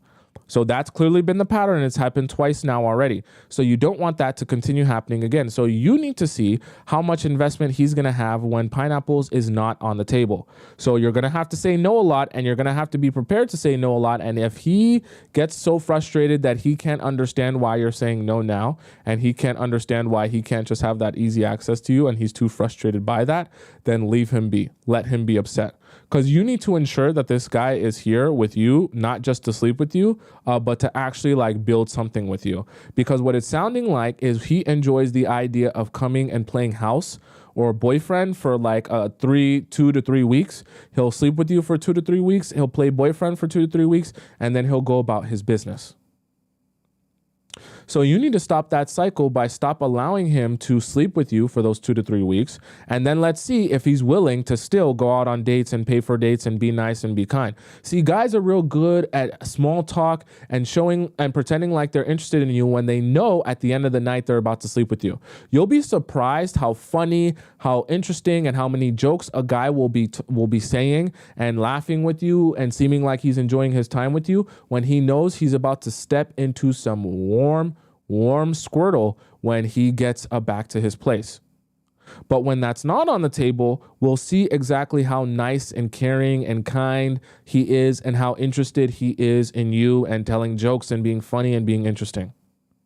Because a lot of times guys are only putting in that amount of effort and being that interesting because that's there for them at the end of the tunnel. So when there's no light at the end of the tunnel except to build with you over time, we'll see how interested he is then. And you have to start gauging that by taking that off the table. So I don't even, for your situation, Lil Cine Gang, I don't even want you saying that you're not sleeping with him. The reason I don't want you saying that is because you already made, I'll just be real with you, I'm not trying to be mean to you. You already made yourself look dumb by sleeping with him on the second date. Let me scroll up so you guys don't think I'm capping, okay? You already made that mistake here. Where did it go? In the dating game, right? You already made that mistake here early on where you said you slept with him on the second date. So when you come to him after sleeping with him on the second date, on that first run, and you say, oh, well, now I'm not that type of girl that's going to sleep with you early on, he's just going to laugh in your face and you're going to make yourself look like a Goofy the Goober. Okay. So rather than just talking about it, just actually do it. So don't go over to his house. Don't spend the night. Don't go over and drink wine or sit in the car and smoke. Any of the things that you know guys say when they're trying to set you up for failure. Because that's what's happening. He's setting you up for failure by putting you in temptation's way. When you're in temptation's way, you got some things influencing you. You got some weed in you. You got some alcohol in you. You got some wine in you. You're all horned up because you haven't rubbed one out in a while. You want to be touched. All that stuff. You got gateway drugs. You're kissing his tongue. All that stuff like that. All of that's going to lead you to make mistakes because you're putting yourself in temptation's way. Don't do that. Okay. And like I said, wear your tightest pair of jeans. You should barely even be able to breathe. You should have to take 10 minutes to even get them up over your bum and strap that belt on so tight. It's hard to even eat food. I'm not joking. Because if you don't have self-control here, you're going to end up in the same place that you were earlier. Are you following me? And I'm very serious about that. So that is your strategy, low Cine gang. Okay. Next here we have Shay 909. Shay 909 says ghosting. So Shay says, I'm 22 and this guy is 25. This guy randomly added me on Snapchat 5 days ago. Turns out he is a friend of a friend. Let me see here. Turns out he is a friend of a friend. We think the same and actually have a lot in common. I like him a lot and would love for our relationship to end up in marriage, as we both opened up about wanting to settle down. He asked to see me in person, which I would have loved. However, I had a lot going on and never had time. College, job, losing a close relative, etc. He gets mad whenever I tell him I'm busy because he thinks I'm lying / don't care about him, which is not the case. Also, not that bad of a thing. Sometimes when guys think you're not that interested in them, I know that some of you want to like tell the guy, hey, I'm actually really interested in you, but like, don't worry. Like a lot of times guys will still talk to you even if they think you're slightly uninterested in them because they feel like you're slightly uninterested in them. Weird, but true. Okay. So don't worry about that as much. It's not as big a deal as you think it is. The problem / red flag is that he keeps disappearing every now and then. He would disappear for 5 days and come back as if nothing happened, which would drive me crazy. Oh, I missed my place. Which would drive me crazy, but the more he did it, the more I became numb to it. He's rich and he's really devoted to his work, which takes 24/7 of his time. I told him that I understand and that he can talk to me whenever he's free, which he used to do, but now he doesn't even bother to text back and ghosts me a lot, leaves me undelivered. And when I became unbothered and ghost him back, he gets mad and says, I don't care, when in reality, he's the one that doesn't care and keeps ghosting. Last time he ghosted, I decided I've had enough and actually left the chat so he could not text me back and simply said, I'm not going to talk to you anymore. Like you said that? It's something I had to do for him to respect me and not take me for granted. Couple of days have passed of me ignoring him and going no contact, not watching his stories, Snapchat stories, and not posting anything in hopes of him missing me, texting me, and changing his ways. However, he still did not text back, and I'm wondering if I am doing the right thing. How do I get him to text me again? I really do miss him and would love for our relationship to evolve, but it seems that he doesn't see my value and keeps taking me for granted. Thanks a lot, Tomisin. So, Shay, in the special situation that you're in, I think that what you must do now, you have to stick to your word, because since you already went out and said, hey, I'm not going to be messaging you anymore, and this is basically a waste of my time, you have to stand on that now. So you kind of backed yourself into a corner a little bit, because like now that you've said it, if you go back on it, you're going to look like a dum-dum. And that's not gonna be good for the rest of the foundation of the relationship if you build one with him. So saying that, you need to wait until he says to you, hey, I do miss you and I want to talk to you. Is there a way we can fix this, or something along those lines? If he does not message you and say that, I'm sorry to tell you, but you cannot go back on what you said. Because if you come back after saying, I'm not going to speak to you anymore, and then you message him again, like, I miss you, or what's up, or how are you doing? It's going to make you look so emotionally weak. And it's going to make it look like when you try to stand on business, because you want him so badly and you need him in your life so badly, you couldn't even stand on that business. And so you're going back on your word. Like I always talk to you guys, so much more important for you to have respect than anything else. So if you say something, guys need to know that you mean that thing. Not that you just talk out of your butt and you don't mean anything, so that he knows when you set boundaries or you have expectations that he doesn't have to take it seriously. Don't allow men to think that of you. Once you say something, you got to follow through. So if you say you're not going to talk to him anymore, the only way he should be able to feel like he gets access to you is by either apologizing or asking you for forgiveness so that you guys can rekindle your relationship and actually build something here. If he does not reach out to you and say that, there's nothing you should be saying to him. Don't reach out. Don't do nothing. And when you're asking me what you can do aside from that, the most you can do is if he follows you, you can post on your stories.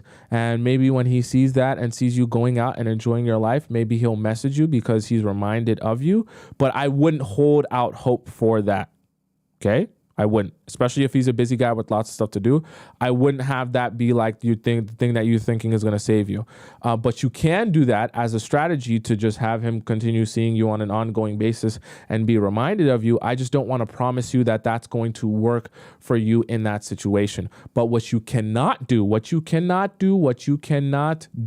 by any means necessary is reach out to him and either apologize to him for saying that or say, oh, I missed you, which is why I'm reaching out to you. I know that it sounds really mean. And I know that it sounds like really, hard nosed, but once you say it, you can't unsay it or else you look very unserious.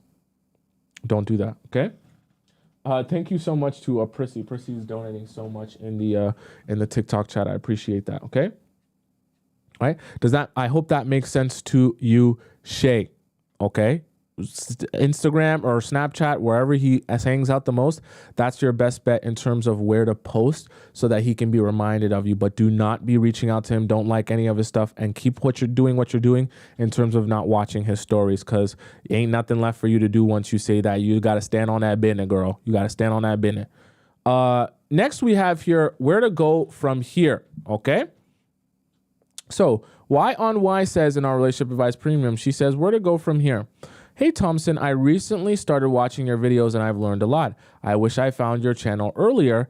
Maybe I wouldn't be stuck in the loop I'm in right now and could have done some things differently. You might be a bit disappointed reading this, but hopefully you won't need to take a stretch. I already did one for the first question we had today. I'm a 29-year-old female and met a 35-year-old man on Discord about a year ago. Not in our Discord. There's no men in our Discord except for me. Okay, I live in Toronto, just like me. And he lives on the east coast of the USA, about several hours drive from me. So what, like Buffalo? Okay, or New York? When we met, we had a talking stage that lasted 3 to 4 months. After a couple of months, I expressed interest in wanting a relationship and meeting him in person. Oh, so you hadn't met him in person? Oh. He would kind of dance around the question, said that he had more important things to focus on, and that he didn't have money to meet up.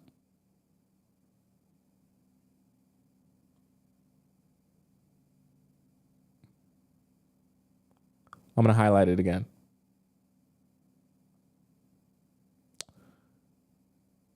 I'm not going to diss anyone and their financial situation. We all go through things. But if he's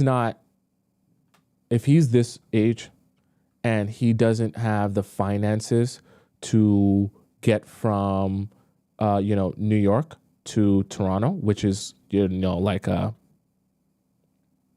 5-hour drive, 8-hour drive, depending on where you are in New York. If you're in Buffalo, closer to the northern part, it's probably like a 4-hour drive.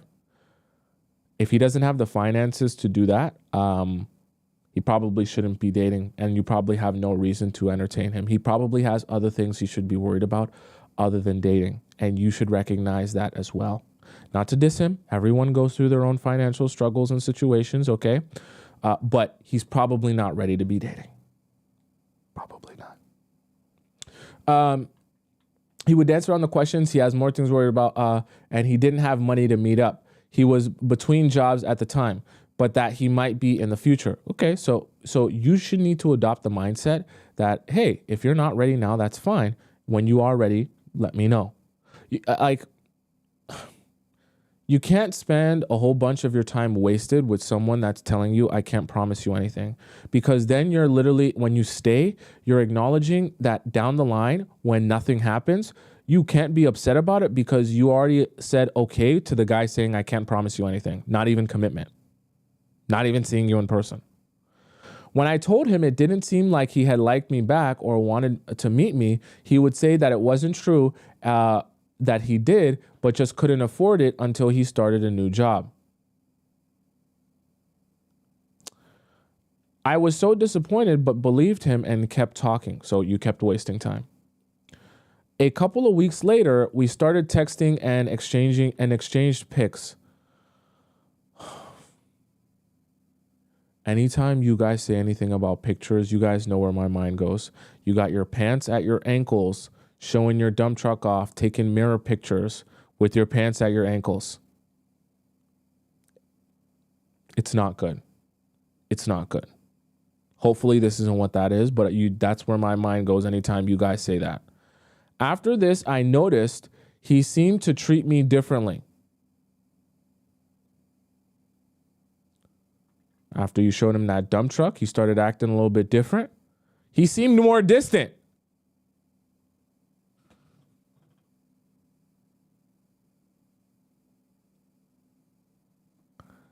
I'm not going to say anything. Started putting less effort into talking to me, leaving me on red regularly, often saying he was busy when I would ask to call him.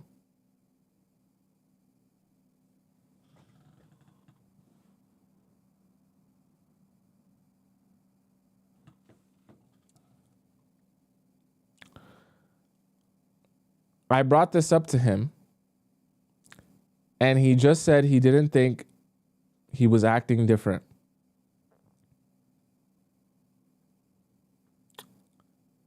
After a while of this, it started to get to me, and I got tired of putting an effort into someone who seemed less interested than me because it made me feel bad about myself.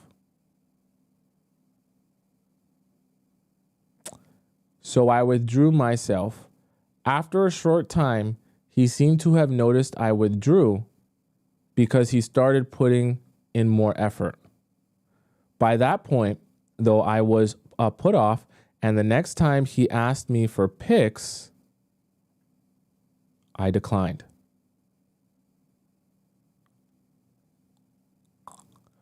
The dynamic changed, and we stopped talking romantically, but we would still talk here and there. Mostly meme exchange or short conversations.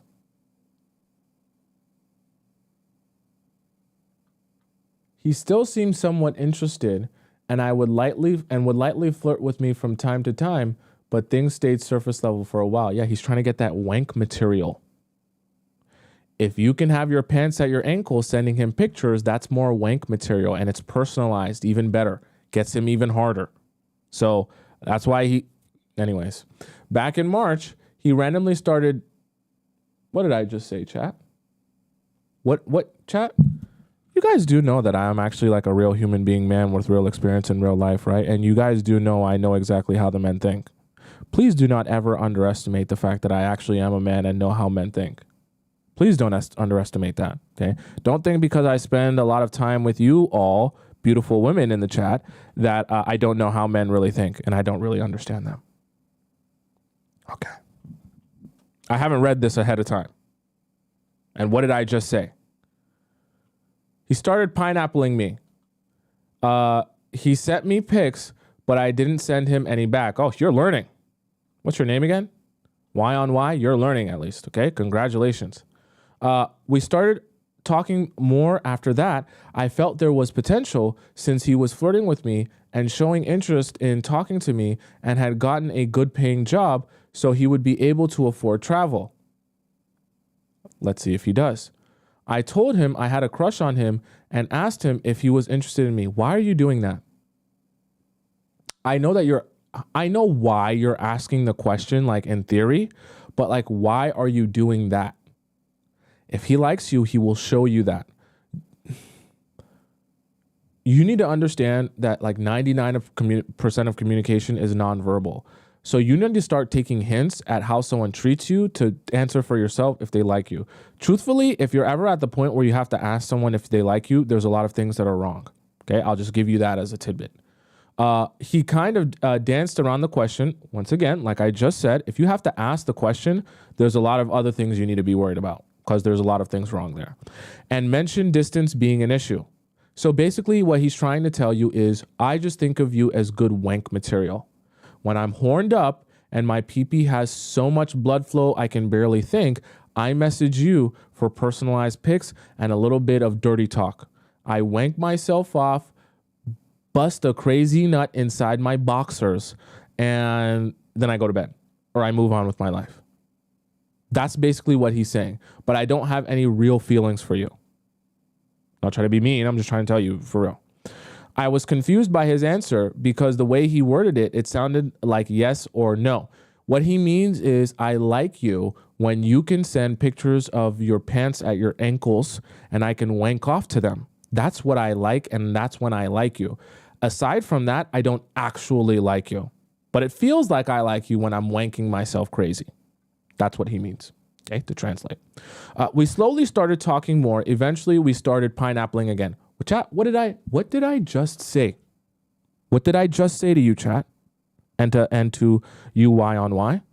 It's great wank material. And when he is wanking himself crazy, busting a powerful nut, screaming at the top of his lungs, he likes you then. And he likes talking to you then. When you send him some nice pictures, it's great. He doesn't actually like you, though, aside from using you as wank material. You're like personalized OF. You didn't realize you were an OF model, but you actually are. You're personalized OF for free. You know how exclusive that is? That's awesome. For him, not for you. I felt the same pattern starting to repeat where he would treat me differently after pineappling me. And I was initiating most of the conversation. He would take long to respond, etc. I mean, yeah, think about this. After he busts a nut and all over his boxers and wipes it off with his crusty sock, he wants to go and do something else. Spend time with his friends, play video games, do other things that's not talking to you because he doesn't actually like you. He wants to wank himself off to pictures of you with your pants at your ankles. A couple of months ago, he suggested flying to my city to hang out with me as he would be going to an event in New York around late August, and it would be cheaper to fly from there. Okay? I thought you live in Toronto, though. I told him I was interested, but he said he still needed to plan out his vacation, so I told him to let me know. Okay? Around that time that this was happening, I told him, I had told a mutual friend of ours that I had a crush and was talking to this guy. I didn't realize it at the time, but his friend was a snake. Wait, so you told the mutual friend that you had a crush on a different guy? I'm not sure if he talked about me behind my back to the guy I have a crush on because he knew some not great things about my past relationships, but I noticed around this time that the guy I was talking to stopped flirting with me and hadn't really been messaging me as much.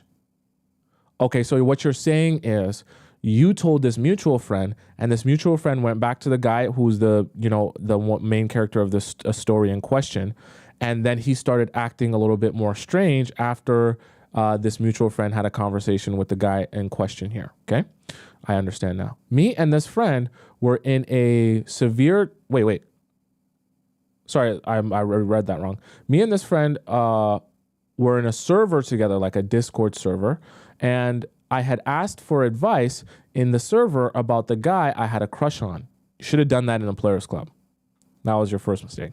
For whatever reason, this friend was annoyed or like jealous that I was asking for advice about this guy and decided to invite the guy I had a crush on to the server. What? And told him I was talking about him to try to make things weird between us and make me look bad. Is this what you guys be doing in my Discord? Is this the type of stuff that be going on in my Discord? I would hope not. There ain't even any. I'm glad there ain't no boys in our Discord. Okay, because I don't want none of this type of stuff happening in our Discord. Okay, all right. I'm no longer friends with this person as I felt that this was very weird and disrespectful to do. I agree. Very weird behavior. Like that's weird behavior. Remove yourself from behavior like that. I mentioned to this guy and expressed that I was weirded out and upset by what happened. His friend has essentially used him to mess with me. I asked if he was weirded out by this, and he said, why would I be weirded out by it? He didn't seem to have any strong feelings about what happened, which I thought was weird. I asked him if he felt weird around me because of what happened, since I noticed he hadn't been texting me much for the last week or so, and he just said he was busy. A couple of my friends who I vented to about the situation recommended that I withdraw myself and don't talk or text or respond to him for 1 week so that he would have a chance to miss me and reflect on how he feels about me and to see how he reacts, considering he's been so wishy-washy and hasn't given me a straight answer as to whether or not he likes me. I did, and he just sent me memes and reels, but didn't initiate conversations. Okay, one important point that I want to actually point out to you before we finish this message here, that you mentioned here. I don't know if you mentioned, you said, you keep saying me and this friend, but it does sound like you're talking about a guy. I think you mentioned it. And told him about this guy and decided to invite the guy I had a crush on. So if it's a guy, I just want to mention this to you, just so you're aware, why on why. Never talk to another guy about the guy you like, because a lot of times the guys that you think are your friends that you're talking to about other guys, they actually like you or want you themselves secretly, and they are going to sabotage, if they can, the relationship that you're trying to build with the guy you actually want, because secretly they resent the fact that they want you and you want another guy, and you're sitting there talking to them about another guy. So never do that with another guy. If this was a girl, then ignore that. But if this was a guy that was the mutual that, made this weird, that's the reason why. Don't be thinking, that's why I tell you guys, don't think that these guys are your friends. They're not. And definitely don't think that these guys are your therapists that are actually trying to help you with your problems. They want to help you with their problems so that you feel closer to them, that they could end up sleeping with you. But they're not actually concerned about your problems and being there for you for real. They just want to be there for you if it means the chance to be with you themselves. I have to be honest with you. Don't get that confused. Even over Discord or e-dating. At this point, late July, he hadn't mentioned whether he had decided to come visit me or not, so I asked him about it. Once again, you actually do have your answer. You just don't want to accept that as an answer, which is why you're asking him for a direct answer, thinking it might be different. It's never different. He said he wasn't sure yet, and he hadn't asked for a vacation. He hadn't asked for vacation time yet. I decided to wait since I assumed he would book it off when he was able to. One day, I joined a VC in chat. You guys know, I'm a tech guy, but I'm not really like an online guy. So you guys got to explain to me some of this stuff. What is a VC? I don't know what a VC is. Okay. I'm a little bit confused. Voice chat. Oh, see, I don't even be knowing the terminology. Okay. I like tech, but I don't know, like the internet, a lot of the internet stuff. Like, you got to put me on. Okay. A voice chat. I joined the voice chat with him and the mutual friend in a server we were in. He didn't really acknowledge me. Didn't say anything when we were mutual. Didn't say anything when the mutual friend made a rude comment about me having a crush on him. Sorry, I just want to pause here. What is the age here?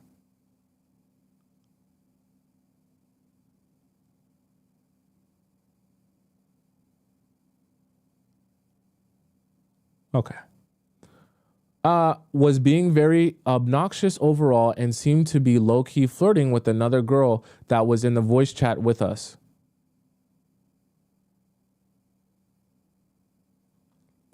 The next day he messaged me and was sending me pics of cool stuff he saw when he went out with his friends and talking about his outing like nothing happened, which I thought was weird.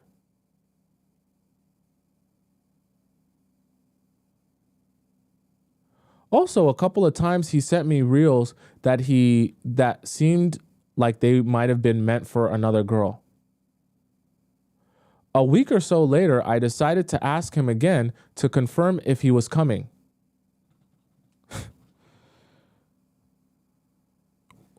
Your name is Y on Y, and I'm asking you why. Why do you keep asking questions that you know the answer to? At this point, I just wanted closure if he was actually going to come see me or not. If he wasn't, I think that says a lot. The conversation we had went like this. You, so this is what you said. You never got back to me about whether you're going to come hang out. Him, I already said why. Me, I think you might say, you said that you weren't sure if you could book the days off since you hadn't asked yet. But the conversation happened a couple of weeks ago. Did you figure out if you could book it off? Oh God, this is really painful. You're doing way too much. Okay? You do not have to. Let me explain something to you about men, like grown men. You don't have to remind them to come see you and spend time with you if they actually want to do that. They will be well aware of their schedule and when they're free and how to go about seeing you if they really want to do that. If he doesn't seem to be on top of it in doing that, it's because he does not want to. And let me tell you straight up, Y on Y, you're doing the most here. You said you were going to book it off a couple of weeks, but it's been a couple of weeks. Did you book it off yet? You're not his mom, okay? And you don't need to be keeping tabs on him like his mom. Just accept that he really doesn't want you. And to be honest with you, he's trying to do it the nice way. You need to get the hint.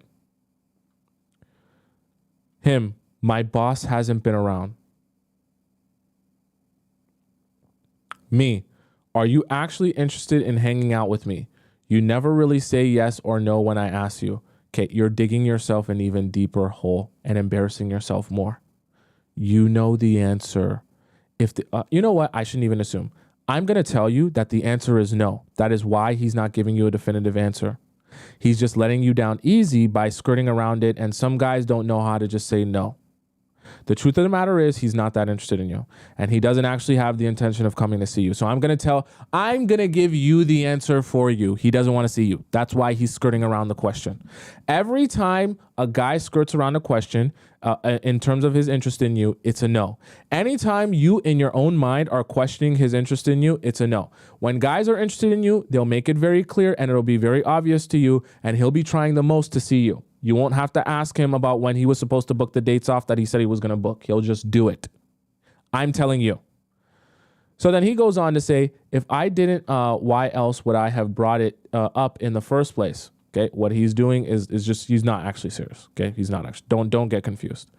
I'm not sure, but I feel like you haven't put much effort into making arrangements for that to happen. You're 100% correct, and you know the answer. He says, if you say so. You say, what do you mean? If you haven't shown me otherwise. Then he says, plenty of things that are going on that I haven't mentioned. And then you say, like what? Feel free to mention them. Part 3, he then proceeds proceeded to trauma dump on me and tell me a bunch of bad things that were happening in his life, family issues. I expressed sympathy for his situation, but asserted that I just wanted him to confirm if he was coming or not. He didn't respond. I felt bad for him and he was having a hard time, but I felt like he was setting things up to make an excuse to not come see me. I waited a couple of days, then I told him the time when he suggested to come was a week away. The amount of chasing around you're doing is just making me laugh here. And should know by now if he's able to come or not. He told me that he asked that day to take time off and couldn't because someone else had already booked it off and didn't want to be too far from his family in case there was an emergency. So basically he means he's no. The answer is no. Like it always was. No. He was still planning on going on his trip since it wasn't far from where he lived and was on the weekend, so he didn't need to book time off to go. Basically what he's saying is, I'm going to go on the trip still.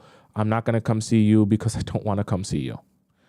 He apologized for getting my hopes up. I expressed to him that I felt led on since he waited until the last minute to tell me he wasn't going to come when he should have known that. But she should have known before that point if he wasn't going to be able to show up. He kind of passive aggressively responded saying that I didn't know someone else had it booked off months ago and found out recently. I told him he doesn't communicate well, so I'm left to assume things. He said, well, I don't know what to tell you. Good night. I felt disrespected, so I didn't respond and we didn't talk for a week. That should have been the end of it. That should have been the end of it. Eventually, he started sending me memes and reels and I didn't respond. Okay, now you're getting some sense. The weekend of his trip came and he sent me some pictures from his trip. He's literally wasting your time. I don't even know why you fall for this. My curiosity got the better of me because I wanted to know what he was up to. So I responded and we talked about his trip. Why? It's not like he's taking the trip to come see you. What's the point? You're having pointless conversation. It's been a little under 2 weeks since then and we've only talked one other time, but he continues to send me Insta Reels. I noticed he's been more active in the servers we're in and not on social media. I feel like I didn't get closure, didn't create good boundaries, and didn't ask him his intentions. You don't need to ask him his intentions, as I stated before. I was watching your video the other day on how men will test you to categorize you, and I can't help but feel like this guy falls into one of the 5 categories you mentioned as he sees me as free money. I'm confused why he still sends me memes or wants to talk to me and why he stopped flirting with me. I've been trying to move on by focusing on myself, hitting the gym, working on my career, hanging out with friends, but he is constantly on my mind and I'm not sure how to get over it. What do you think I should do? What mistakes did I make in this specific situation? Is this salvageable? And should I try to get closure from him? Okay, why on why? Thank you for your message. I'm going to make this very clear and very easy for you. What you need to do is stop talking to him.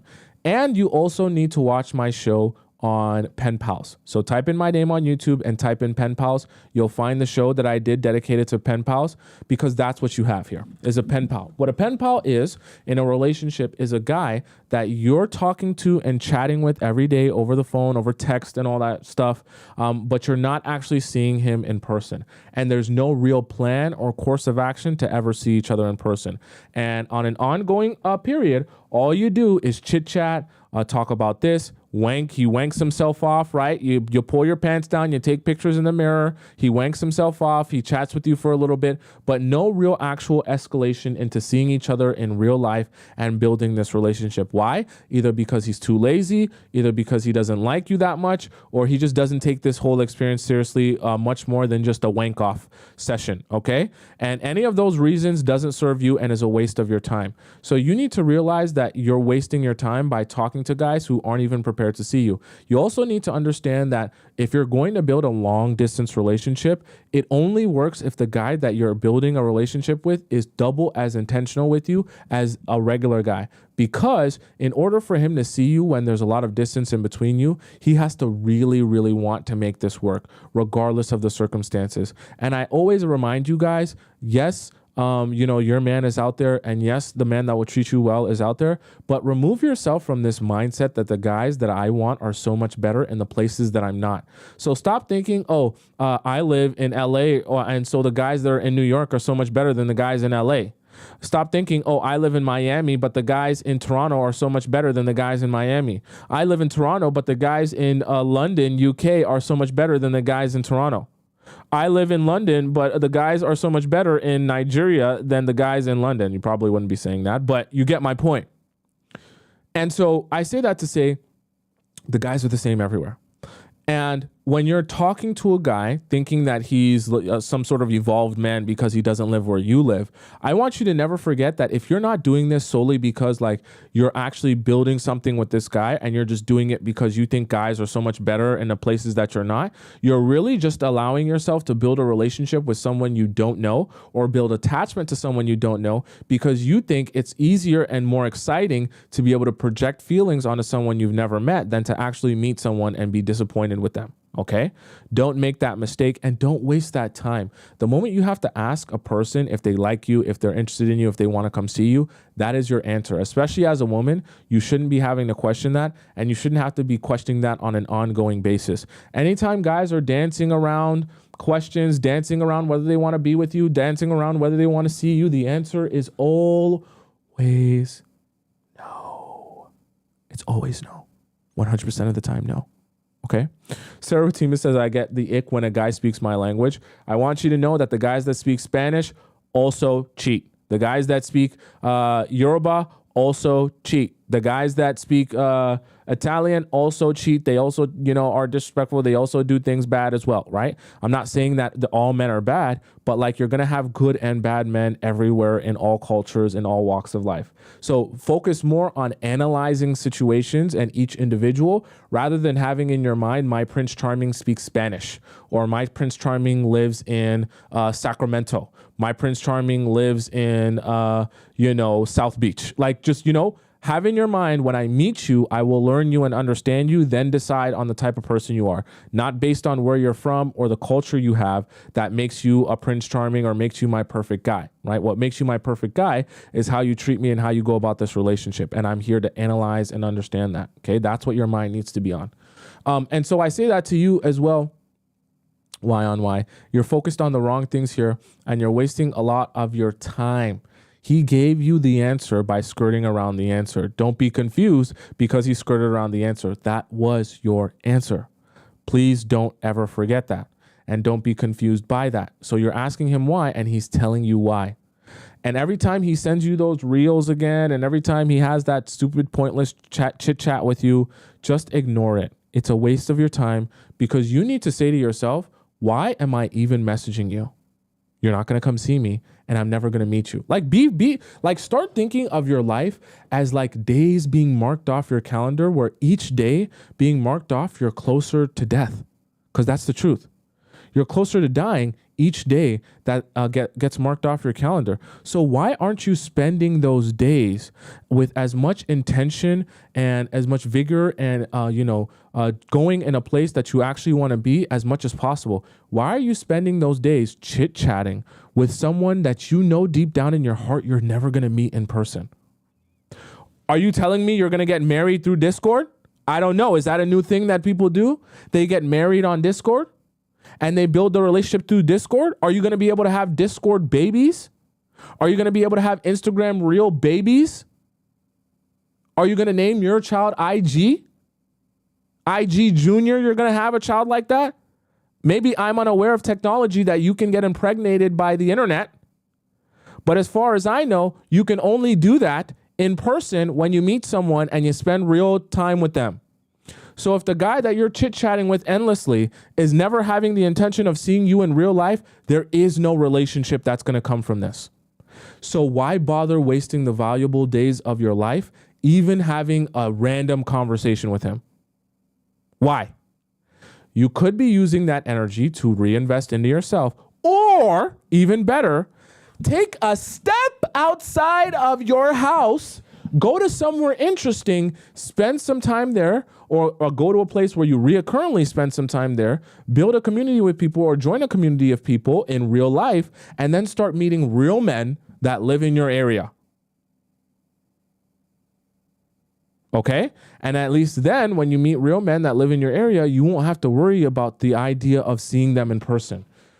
Okay? I'm not saying this to diss you, but I'm just saying this so that you can start being more intentional with your time and stop wasting time chit-chatting with guys that don't have a lot of intention. That's the problem as well. When you start talking to guys on the internet, especially or even through dating apps, sometimes you end up coming across like either serial dating app guys or like serial internet guys where all they do is chit chat on the internet. So it's good to meet an internet guy that will message you back in 5 minutes, right? Because you're like, oh my God, it feels so good to message someone every 5 minutes and I never feel like I'm not talking to you. But when you find a guy who's really good at the internet and is a serial e-dater and is great on dating apps, you usually find that those guys are the worst people to meet in person because they're boring, uninteresting, and not charismatic. Because all of their energy and focus has been spent on being the best e-dater and the best texter. So the only time you actually like him is over text. But when you're in person with him, you're like, damn, I don't really like you that much, or you're just not my type. So I say that to say, start focusing on meeting guys that are good in person and horrible on text, because that will serve you better for a long-term relationship. That guys that can send you reels all the time, but when it comes to meeting you in person, they get nervous. Because the e-daters and the dating app guys, they start to get nervous when you talk about meeting them in person because they know deep down in their heart, they can't have conversation. They can't be interesting. They can't, have you like glued to them and be charismatic and, be charming and all that stuff, right? They know they can't do that. So they get nervous anytime someone talks about meeting them in person because they know that as soon as that person meets them in person, they won't really want them anymore, which is part of the reason those guys get nervous. And so where all the e-daters and nervous men who can't talk to any girls and can't be charismatic or interesting in person, where they all go?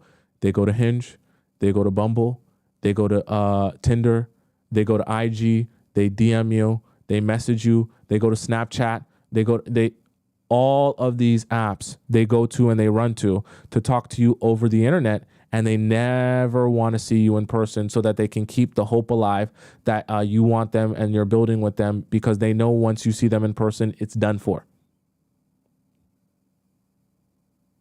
Don't waste your time. Why on why? And don't answer any more of his reels. Okay, guys? You know what? I got time. I'll do one more free one here because that one was long and I want to give free some love here as well. So we'll do 1 or 2 free ones. Oh, that's the thing. I forgot. This free one is really long and I don't want to be here so long and I want to answer a few. So don't worry. Oh, these are deleted. I'm going to come back to you, Santa. Your message is really long. That's the problem. I'm going to come back to you, Santa, and I'm going to do yours as well, okay? Let me do one of these free ones. This is a short one, so I'll do this one before I get out of here. Please help me, okay? Perfect Rose says, hi, Tomisin, and thank you for your great content. I just need to know how to stop stalking his social media. I'm in so much pain and trying in vain to move on. Okay. To stop stalking his social media, I'll make this very easy for you, Perfect Roast. You need to deactivate your social media. If you are someone that can't control the monster in your mind, because it is a monster, the monster in your mind every second of every day will be like, check what he's doing. Let's see what he's doing.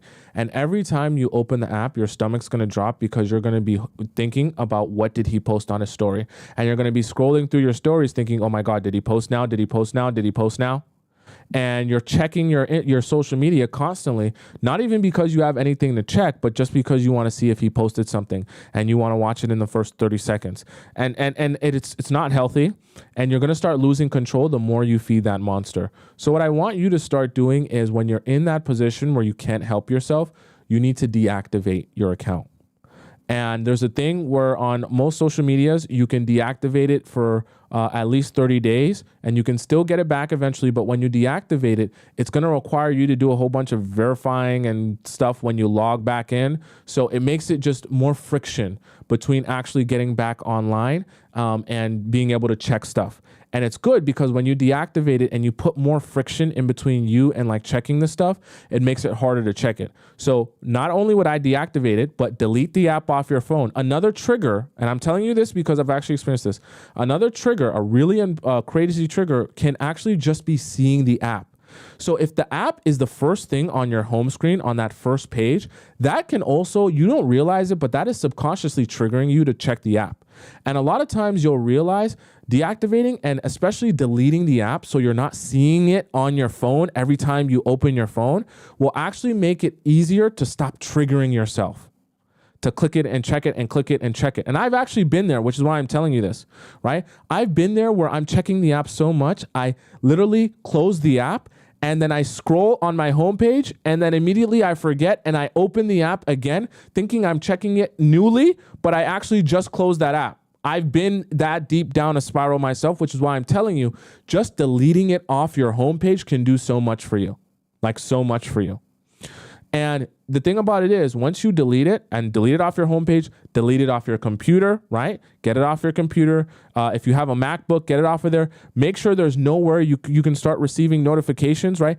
Any app that triggers you, because each and every one of you have a specific app that triggers you the most and you waste the most time on, make sure that app isn't sending you notifications. Make sure it's off your phone. Make sure it's off your computer, your laptop. Make sure there's nowhere where that app can trigger you by you seeing it or by it popping up on your phone. Get rid of it. And it will force you to have to spend some time doing something else. So within that 30 days that you're going to deactivate your Instagram or deactivate your Snapchat, whatever it is, the app that's wasting your time or you're checking all the time, or if it's all of them, what you need to start doing then is building a routine in your day that can be done daily and on the weekends, even when you don't have work, that requires your attention each and every day, that you have a now existing routine that you get used to that's not sitting around and laying in bed and checking social media. So you actually need to build that out. So get on your notes app and start typing out what you're going to be doing throughout the week when you have work, based on your work schedule and what you're going to be doing in your spare free time, and then do the same thing for your weekends. Even if that means you say, I'm going to wake up a little later at 10 a.m. instead of waking up at 7 a.m., build a routine around that and then actually stick to that routine. And for the next 30 days, I want you to do that routine to a T for the weekdays and for the weekends. What's going to happen is by the time you reactivate your Instagram on or whatever it is on after that 30 days, you'll have an already existing routine that you're more familiar with that's not centered around watching someone's social media. So what's going to happen is this weird law of the universe and the world. It's actually Newton's law, but it kind of applies to the universe as well. It's Newton's law of things that want to stay in, things that are in motion want to stay in motion. Things that are at rest want to stay at rest. It's kind of the same thing in the universe and the way that we operate. When you start building that routine and you have that snowball going, right, that movement going, that forward direction going of that routine, it actually, after a while, becomes harder to break that routine than it does to just continue doing that thing. So the same thing will apply for you here. Once you build the routine and you do it for the 30 days, you'll notice that even when you get the app back, it's actually harder to go backwards than it is to just continue doing the same thing you've been doing for the past 30 days. Okay, so that's my direct strategy and advice to you and any one of you who are feeling like you can't get rid of the social media and you can't stop checking it. Okay, that's my advice to you as used by me and a strategy that I've actually utilized to bring myself out of that. Okay, because I'm just like you, I make mistakes and I have problems as well. All right. So that was the show for today. I hope you guys got a lot of value of that. Oh, let me make sure I check over here as well. I didn't get a chance to mention it when it came up. The super chat here that came from Jolie. Jolie sent in $5. Jolie, I hope you're still here. Sent in $5 earlier in the chat. She said, you should start a book club. I would be interested in reading and understanding Robert Greene from your perspective in dating. I've read a lot of Robert Greene books, guys. That's part of the reason why I talk about relationships so much and psychology. So yeah, maybe one day we'll do a book club. That could be a side thing that I do for all the subscribers and all the members of the channel here. We can do a book club for sure. For sure. Trust me, in these next few months, I got an editor, guys. I got lots of people that I'm trying to build out to make this team. So my time can be more spent with you guys as opposed to sitting around editing videos and all that other stuff. So we're gonna get to the stuff these next couple of months. Rest assured, you trust me. All right. For those of you who didn't get a chance to get your question answered, make sure you send that into the Discord. And if you want to skip the line and be in the VIP so you don't have to wait, go ahead and go into the relationship advice premium there. And all you got to do is go into the link in my bio and get that. or you see and donate to the show. You put in your Discord username, put in the title of your question, and you'll get that. And it's also in the link in my description on YouTube as well. And for those of you who want to ask me private advice, you can also do that through that same link pinned in my YouTube comment here on the top in the live stream, or in my TikTok bio link as well. You can ask me private advice, and I send you my advice through email on a voice message, so that you can get private advice if you don't want your situation to be public. Okay? Right. And so for those of you who love me so much, you want to follow me on Instagram, my Instagram is available up top on the top left corner of the screen, so that you guys can follow me there. If you're on TikTok, it's on the top left.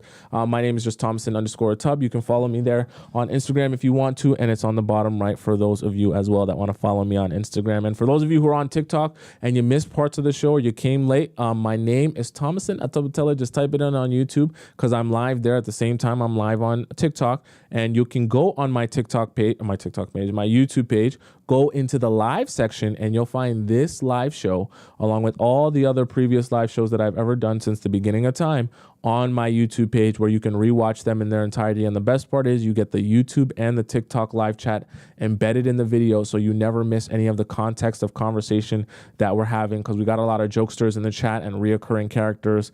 It's like an everyday thing that we do here every day. Okay. All right, guys, I'm here every every Monday to Friday at 4 p.m. Eastern Standard Time. You got to figure out what time that is in your time zone. So until we meet again tomorrow at 4 p.m., bye for now. Arrivederci, au revoir, adios, hasta la vista, sayonara, bon voyage! And I will see you again tomorrow at 4 p.m. Eastern Standard Time. I love you. Until then, okay. Ciao. I keep forgetting to add that one. Ciao. That was one I'm gonna add that one in the next.